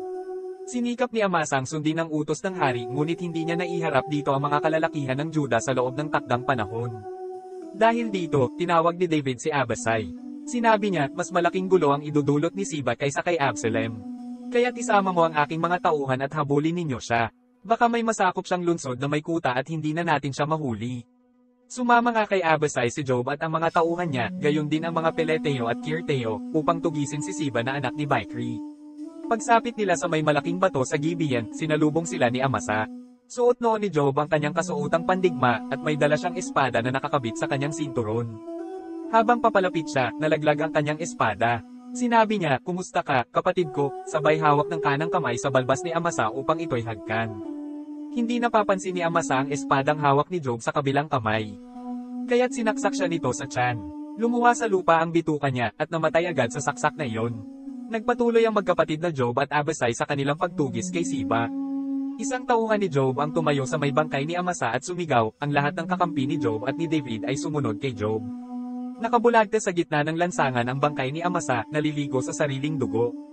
Kaya, lahat ng makakita rito ay napapahinto. Nang mapuna ito ng isang tauhan ni Job, hinayla niya ang bangkay at inilayo sa daan, saka tinakpan ng damit. Nang maalis ang bangkay sa gitna ng daan, lahat ay sumunod kay Job upang tugisin si Siba. Pinuntahan ni Siba ang lahat ng lipi ng Israel hanggang sa sumapit siya sa Abel Bet-Makkah. Lahat ng angkan ni Bichri ay nagkaisang sumunod sa kanya na pumasok sa lungsod. Nalaman iyon ng mga tauhan ni Job, kaya't kinubkob nila ang lungsod. Nagbantan sila ng lupa sa tabi ng pader para makasampa roon habang pinababagsak ng iba ang pader ng lungsod. Ngunit isang matalinong babae ang nang-ahas tumayo sa isang mataas na lugar sa pader at mula roon ay nanawagan, makinig kayo. Makinig kayo, sabihin ninyo kay Job na pumarito. Gusto ko sana siyang makausap. Paglapit ni Job, tinanong siya ng babae, kayo po ba si Job? Ako nga, sagot nito. Pakinggan po ninyo ang aking sasabihin, sabi ng babae. Sige, nakikinig ako, wika naman ni Job. Noong araw, sabi ng babae, mayroon pong ganitong kasabihan, magtanong ka sa lungsod ng Abel at ganoon nga ang ginagawa ng mga tao noon upang malutas ang kanilang suliranin. Sa buong Israel ang lungsod pong ito ay maituturing na pinakatahimik at tapat. Siya ay tulad ng isang mapag-arugang ina sa Israel. Bakit gusto ninyo itong Gibeon? Bakit ninyo wawasakin ang lungsod na ipinamana ni Yahweh? Hindi ko gagawin yan, wika ni Job. Hindi namin gustong wasakin ang inyong lungsod. Wala iyon sa plano namin. Hinahanap lang namin si Siba na naghihimagsik laban kay Haring David. Siya ay anak ni Bichri, at taga-bulubundukin ng Ephraim. Isuko ninyo siya, at iiwan namin ang lungsod. Sinabi ng babae, kung ganoon, ihahagis namin sa iyo ang kanyang ulo mula sa pader. Pumasok siya sa kabayanan, at palibhasa'y matalino, sumang-ayon sa kanya ang mga taong bayan sa kanyang binabalak. Pinugutan nila ng ulo si Siba at inihagis ito kay Job. Hinay pa naman ni Job ang trompeta kaya't ang lungsod ay iniwan na ng kanyang mga kawal at sila ay nagsiuwian na. Si Job na may bumalik sa Jerusalem at nagpunta sa hari. Ang mga opisyal ni David. Ito ang mga opisyal ng hukbo ni Haring David, si Job ang pinuno sa buong hukbo ng Israel. Si Banayas, anak ni Joiada, ang pinuno ng mga bantay na Kirteo at Peleteo. Si Adoram naman ang tagapamahala sa lahat ng sapilitang paggawa. Si Jehoshaphat, anak ni Ahilod, ang tagapag-ingat ng mga kasulatan, at si Siva naman ang kalihim ng hari. Sina Zadok at Abiathar ang nagsilbing mga pari, at si Ira na taga-Jer ay isa rin sa mga pari ni David. Ikalawang Samuel Kapitulo 21. Pinatay ang mga apo ni Saul. Sa panahon ng paghahari ni David, 3 sunod-sunod na taon na nagkaroon ng taggutom, kaya't sumangguni siya kay Yahweh. Ito ang kanyang tugon, maraming buhay ang inutang ni Saul at ng kanyang sambahayan, sapagkat ipinapatay niya ang mga Gibeonita. Ang mga Gibeonita ay hindi buhat sa lahi ng Israel. Sila ang mga natira sa lahi ng mga Amo-Aryo na pananggakwang hindi lilipulin ng mga Israelita. Ngunit sila'y sinikap lipulin ni Saul dahil sa pagmamalasakit niya para sa mga taga-Israel at Juda. Ipinatawag ni David ang mga Gibeonita at tinanong, ano ang maipaglilingkod ko sa inyo upang mapagbayaran ang kasalanan sa inyo ng aming bayan, at nang sa gayon ay mapawi ang inyong galit at basbasan ang sambayanan ni Yahweh. Sumagot sila, ang sama ng loob namin kay Saul at sa kanyang sambahayan ay hindi kayang tumbasan ng ginto at pilak. Ngunit ayaw rin naming pumatay ng sinuman sa Israel. Kung gayon, ano ang dapat kong gawin para sa inyo? Tanong ni David. Sumagot sila, hinanggad po ng Saul na iyon na ubusin ang lahi namin sa Israel. Kaya, ibigay ninyo sa amin ang 7 sa mga lalaking mula sa kanyang angkan at bibitayin namin sila sa Gibeon sa harapan ni Yahweh. Sige, ibibigay ko sila sa inyo, sagot ni David. Ngunit dahil sa sampa ang ginawa ni na David at Jonathan, iniligtas niya si Mephibosheth, ang apo ni Saul kay Jonathan. Ang ibinigay ng hari ay sina Armoni at isang Mephibosheth din ang pangalan, mga anak ni Saul kay Rispa na anak ni Aya, at ang 5 anak ni Adriel kay Mirab. Si Mirab ay anak ni Saul at si Adriel na may anak ni Barzillai na taga Meholot. Ibinigay ni David sa mga Gibeonita ang 7 ito, at sila'y sama-samang binigti sa bundok sa harapan ni Yahweh. Nangyari ito nang nagsisimulang anihin ang sebada. Sa buong panahon ng anihan hanggang dumating ang tag-ulan, si Rispa na anak ni Aya ay hindi na umalis sa kinaroroonan ng mga bangkay. Gumawa siya ng isang silungang sako sa ibabaw ng isang malaking bato at binantayan ang mga bangkay upang hindi makain ng mga ibon at maiilap na hayop. Nang mabalitaan ito ni David, ipinakuha niya ang bangkay ni Saul at ni Jonathan sa mga pinuno ng Jabes Gilead. Ninakaw ng mga ito ang bangkay ni Saul at Jonathan sa Betsa na ibinitin doon ng mga Filisteo noong araw na sila'y mapatay sa Gilboa. Ipinakuha nga niya ang mga bangkay ni Saul at Jonathan at isinama sa mga bangkay ng 7 binigti sa bundok. Pagkatapos, dinala nila ito sa libingan ng kanyang amang si Kish sa lupain ni Benjamin sa Zela. Ang lahat ng iniutos ng hari ay natupad, at mula noon, dininag ni Yahweh ang kanilang dalangin para sa bansa. Nalupig ang mga higanti. Dumating ang araw na nagdigmaan muli ang mga Filisteo at mga Israelita. Sumama si David sa kanyang mga kawal sa pakikipaglaban. Sa isang labanan ay lubhang napagod si David. Papatayin na sana siya ng higanteng si Esbabeneb na may dalang bagong espada at sibat na may 3.2 kilo ang bigat. Ngunit tinulungan ni Abisai na anak ni Zeruiah si David, at pinatay ang higanteng Filisteo. Mula noon, pinasumpa nila si David na hindi na siya muling sasama sa labanan. Ikaw ang ilaw ng Israel. Ayaw naming mawala ka sa amin, sabi ng mga kawal ni David. Hindi nagtagal at muling naglaban ang mga Israelita at ang mga Filisteo. Nangyari naman ito sa Gob at doon napatay ni Sibakay na Husetita ang higanteng si Saf. Sa isa pang sagupaan sa Gob laban sa mga Filisteo, napatay naman ni Elanan, anak ni Jer na taga Bethlehem, si Goliath na Geteo. Ang hawakan ng sibat nito'y sinlaki ng kahoy na paalang sa habihan. Sa isa namang labanan sa Gat, mayroong isang higanti na 24 ang daliri, 3 bawat paa at kamay. Hinamon nito ang mga Israelita ngunit napatay naman ni Jonathan na pamangkin ni David sa kanyang kapatid na si Simea. Ang apat na ito'y buhat sa lahi ng mga higanti sa Gat at nasawi sa mga kamay ni David at ng kanyang mga tauhan. Ikalawang Samuel Kapitulo 22, ang awit ng pagtatagumpay ni David. Inawit ni David ang awit na ito para kay Yahweh ng araw na iniligtas siya ni Yahweh mula sa kamay ng kanyang mga kaaway at sa kamay ni Saul. Si Yahweh ang aking tagapagligtas, matibay na muog na aking sanggalang. Ang Diyos ang bato na aking kanlungan, aking kalasag at tanging kaligtasan. Siya ang aking pananggalang, sa mga marahas ay siya kong tanggulan. Kay Yahweh ako'y tumatawag, sa mga kaaway ako'y kanyang inililigtas. Purihin si Yahweh. Pinapalibutan ako ng alon ng kamatayan, tinutugis ako nitong agos ng kapahamakan. Daigdig ng mga patay, ako'y pinupuluputan, patibong ng kamatayan, ang aking danaraanan. Sa kagipitan ko, ako ay tumawag, ang Diyos na si Yahweh ay aking hinanap. Mula sa templo niya ay kanyang dininig, ang aking pagsamo at ang aking hibik. Nayanig ang lupa nang siya'y magalit, at nogla pati sandigan ng langit. Nagbuga ng usok ang kanyang ilong, at mula sa bibig, lumabas ang apoy.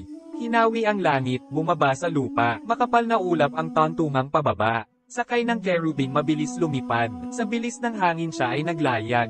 Nagtago sa likod ng dilim, naipong tubig, ulap na maitim. At magmula roon gumuhit ang kidlat, at sa harap niya'y biglang nagliwanag. Nagpakulog si Yahweh mula sa langit, tinig ng kataas-taasang Diyos ay narinig. Mga palaso niya'y pinakawalan, dahil sa kidlat mga kaaway niya'y nagtakbuhan. Sa sigaw ni Yahweh sa mga kaaway, sa apoy ng galit niyang nag-aalab, ang tubig sa dagat ay halos maparam, mga pundasyon ng mundo'y naglitawan. Mula sa ilalim ng tubig sa dagat, iniahon ako't kanyang iniligtas. Iniligtas ako sa mga kaaway, na di ko makayang mag-isang labanan. Sa kagipitan ko, ako'y sinalakay, subalit para sa akin si Yahweh ang lumaban. Sapagkat sa akin siya'y nasiyahan, iniligtas niya ako sa kapahamakan. Ginantimpalaan ako ni Yahweh pagkat ako'y nasa katwiran. Pinagpapalo niya ako dahil ako'y walang kasalanan. Sapagkat ang tuntunin ni Yahweh ay aking sinunod, hindi ako lumihis sa landas ng aking Diyos. Aking sinunod ang buong kautusan, isa mang utos niya'y hindi ko sinuwi. Nalalaman niyang ako'y walang sala, sa gawang masamay lumalayo tuwi na. Kaya't ginantimpalaan ako ni Yahweh pagkat ako'y nasa katwiran. Pinagpapalo niya ako dahil ako'y walang kasalanan. Sa mga taong tapat, ikaw rin ay tapat. Sa mga matuwid, matuwid kang ganap. Sa pusong malinis, buka ka at tapat. Ngunit sa mga baluktot, hatol mo'y marahas. Mga nagpapakumbabay iyong inililigtas. Ngunit ang palaloy iyong ibinabagsak. Ikaw po, O Yahweh, ang aking tanglaw. Pinawi mong lubos ang aking kadiliman. Sa tulong mo'y nalulupig ko ang mga kaaway. Sa pamamagitan mo, Diyos, anumang pader ay nahahakbang. Mga paraan ng Diyos ay walang kapintasan. Pangako ni Yahweh ay sadyang maaasahan. Sa nagpapakupkop, siya ay kalasag. Maliban kay Yahweh, may Diyos pa bang iba? Iisang tanggulan, hindi ba't siya na? Ang Diyos ang aking muog na kanlungan, ang nag-iingat sa aking daraanan. Tulad ng sa USA, paako'y pinatatag. Sa mga bundok iniingatan akong ligtas. Sinanay niya ako sa pakikipagdigma, matigas na pana kaya akong mahayla. Ako'y iniligtas mo, Yahweh, ng iyong kalinga, at sa tulong mo ako'y naging dakila. Binigyan mo ako ng pagtataguan, kaya di mahuli ng mga kalaban. Mga kaaway ko ay aking tinugis, hanggang sa malipol, di ako nagbalik. Nilipol ko sila at saka sinaksak, at sa paanan ko sila ay bumagsak. Pinalakas mo ako para sa labanan, kaya't nagsisuko ang aking kalaban. Mga kaaway ko'y iyong itinaboy, mga namumuhi sa aki pawang nalipol. Humanap sila ng saklolo, ngunit walang matagpuan. Hindi sila pinansin ni Yahweh nang sila'y nanawagan. Tinapakan ko sila hanggang sa Maduroj. Pinulbos ko silang parang alikabok. Sa mga lansangan, putik ang inabot. Sa mga naghimagsik, ako'y iyong iniligtas. Pamamahala sa mga bansa sa aki iniatas. At marami pang ibang sumukot na bihag. Ang mga dayuhan sa aki yumuyukod. Kapag narinig ang tinig ko, sila'y sumusunod. Sa laki ng takot ay naglalabasan. Sa kanilang kutang pinagtataguan. Mabuhay si Yahweh. Purihin ang aking batong tanggulan. Dakilain ang aking Diyos, ang bato ng aking kaligtasan. Nilulupig niya ang aking kalaban, at pinapasuko sa aking paanan. Iniligtas ako sa aking kaaway, ako'y inilayo sa sumasalakay. Sa taong marahas, ipinagsanggalang. Sa lahat ng bansa ika'y aking pupurihin. Ang karangalan mo'y aking aawitin, ang iyong pangalan, aking sasambahin. Pinagkaloobang magtagumpay lagi, ang abang lingkod mong piniling hari, di mo kailanman pababayaan ang iyong pinili, na si Haring David at ang kanyang mga susunod na lahi. Ikalawang Samuel Kapitulo 23, mga huling pangungusap ni David. Ginawang dakila ng Diyos si David, anak ni Jesse. Siya ang lalaking pinili ng Diyos ni Jacob upang maging hari. Siya rin ang may akda ng magagandang awit para sa Israel. Ito ang kanyang mga huling pangungusap. Nagsasalita sa pamamagitan ko ang Espiritu ni Yahweh. Ang salita niya ay nasa aking mga labi. Nagsalita ang Diyos ng Israel. Ganito ang sinabi niya sa akin. Ang haring namamahalang may katarungan, at namumunong may pagkatakot sa Diyos, ay tulad ng araw sa pagbukang liwayway. Parang araw na sumisikat kung umagang walang ulap, at nagpapakislap sa dahon ng damo pagkalipas ng ulan. Gayon pagpapalain ng Diyos ang aking sambahayan, dahil sa aming tipan na walang katapusan. Kasunduang mananatili magpakailanman. Siya ang magbibigay sa akin ng tagumpay. Ano pa ang dapat kong hangarin? Ngunit ang mga walang takot sa Diyos ay matutulad sa mga tinik na itinatapon. Walang manggahas dumampot sa kanila, at upang sila'y ipunin, kailangan ng kasangkapang bakal. Kapag naipon naman, sila'y tutupukin. Mga magigiting na kawal ni David. Ito ang mga pangalan ng mga magigiting na kawal ni David. Ang unay si Yosef Bas-ibet na taga-Takman. Siya ang pinuno ng pangkat na kung tawagi, ang tatlo. Sa isang labanan, nakapatay siya ng 800 kalaban sa pamamagitan lamang ng kanyang sibat. Ang pangalawa ay si Eleazar na anak ni Dodo, mula sa lahi ni Ahohi. Siya ang kasama ni David sa Padamim nang sila'y lusubin ng mga Filisteo. Natalo ang mga Israelita, at nagsiatras, liban kay Eleazar. Hinarap niyang mag-isa ang mga Filisteo hanggang sa manigas ang kanyang kamay sa paghawak sa espada. Ngunit pinagtagumpay siya ni Yahweh ng araw na iyon. Pagkatapos ng labanan, saka pa lamang bumalik ang kanyang mga kasamang kawal para samsaman ang mga kaaway na napatay niya. Ang pangatlo ay si Sama na anak ni H, isang taga-Arar. Sa Lihay ay may isang bukid na may tanim na gisantes. Dumating ang mga Filisteo at doon nagtipon. Natakot ang mga taga-Aron at sila'y tumakas. Ngunit dumating si Sama at tumayo sa gitna ng bukid upang ipagtanggol ito. Napatay niya ang mga Filisteo sa tulong ni Yahweh. Pagsisimula ng anihan, 3 sa magigiting na 30 ang nagpunta kay David sa yungib ng Adullam. Nagkakampo noon ang isang pangkat ng mga Filisteo sa libis ng Rephaim. Nang panahong iyon, si David ay nagkukubli sa isang kuta samantalang nagkakampo sa Bethlehem ang mga kawal na Filisteo. Dala ng matinding pananabik, nabigkas ni David ang ganito, sana'y makainom ako ng tubig buhat sa balon sa may pintuang bayan ng Bethlehem. Nang marinig nila iyon, nang ahas silang lumusat sa mga bantay na Filisteo, at kumuha ng tubig sa balong na banggit. Dinala nila ito kay David, ngunit hindi niya ito ininom. Sa halip, ang tubig ay ibinuhos niya sa lupa bilang handog kay Yahweh. Sinabi niya, hindi ko ito kayang inumin, Yahweh. Para ko na ring iinumin ang dugo ng mga nagtaya ng kanilang buhay upang makuha ito. Minsan pang nakilala ang tapang ng 3 magigiting na kawal na ito sa ginawa nilang iyon. Ang pinuno ng pangkat na binubuo ng 30 ay si Abisai, kapatid ni Job na anak naman ni Zeruias. Kinikilala siya ng mga ito sapagkat minsay pinuksa niya sa pamamagitan lamang ng sibat ang 300 kaaway. Ito ang dahilan kaya ginawa siyang pinuno ng pangkat, ngunit kahit kinikilala siya sa 30, hindi pa rin siya kasentanyag ng 3 magigiting. Si Banayas na anak ni Joyadang taga-Kabzil ay isa ring magiting na kawal sa maraming pakikipaglaban. Siya ang pumatay sa 2 lalaki na ipinagmamalaki ng Moab. Minsan, nang panahong madulas ang lupa dahil sa yelo, lumusong siya sa balon at pinatay ang isang leon na naroon. Siya rin ang pumatay sa isang higanteng Egyptyo, kahit ang sandata niya ay isa lamang pamalo. Naaga niya ang sibat ng Egyptyo, at iyon na ang ipinampatay rito.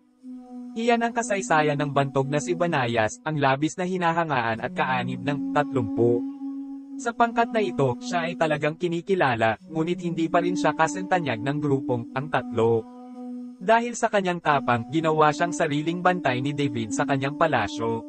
Ang iba pang kabilang sa pangkat ng 30 ay si Asahel na kapatid ni Job, si Elana na anak ni Dodo na taga Bethlehem, si Sama na isang Heredita, si Eleka na Heredita rin, si Heles na isang Peleteo, si Ira na anak ni Ekis na taga Tiko, si Abiezer na taga Anatot, si Mabunay na taga Husa, si Zalmon na taga Aho, si Moarayi na taga Netofa, si Heleb, anak ni Bona, taga Netopharin, si Aitai, anak ni Rebai na taga Gibeah sa lupain ng Benjamin, si Banayas na taga Piraton, si Hidei na buhat sa mga libis ng Goz, si Abi Alban na taga Araba, si Asmivet na taga Bauring, si Eliaba na taga Salbon, si Jason na taga Ginzo, si Jonathan, anak ni Sama, taga Arar, si Ahiyam, anak ni Serar, taga Arar din, si Eliflet, anak ni Ahasbai, taga Moka, si Eliam na anak ni Ahitophel na taga Gilo, si Hezrai na taga Carmel, si Paarai na taga Arab, si Igal na anak ni Nathan, taga Soba, si Bani na mula sa Gad, si Selek na taga Amen, si Naharai na taga Birot, tagapagdala ng kasuotang pandigma ni Job na anak ni Zervias, si Naira at Jereb na taga Jetir, at si Urias na Heteo.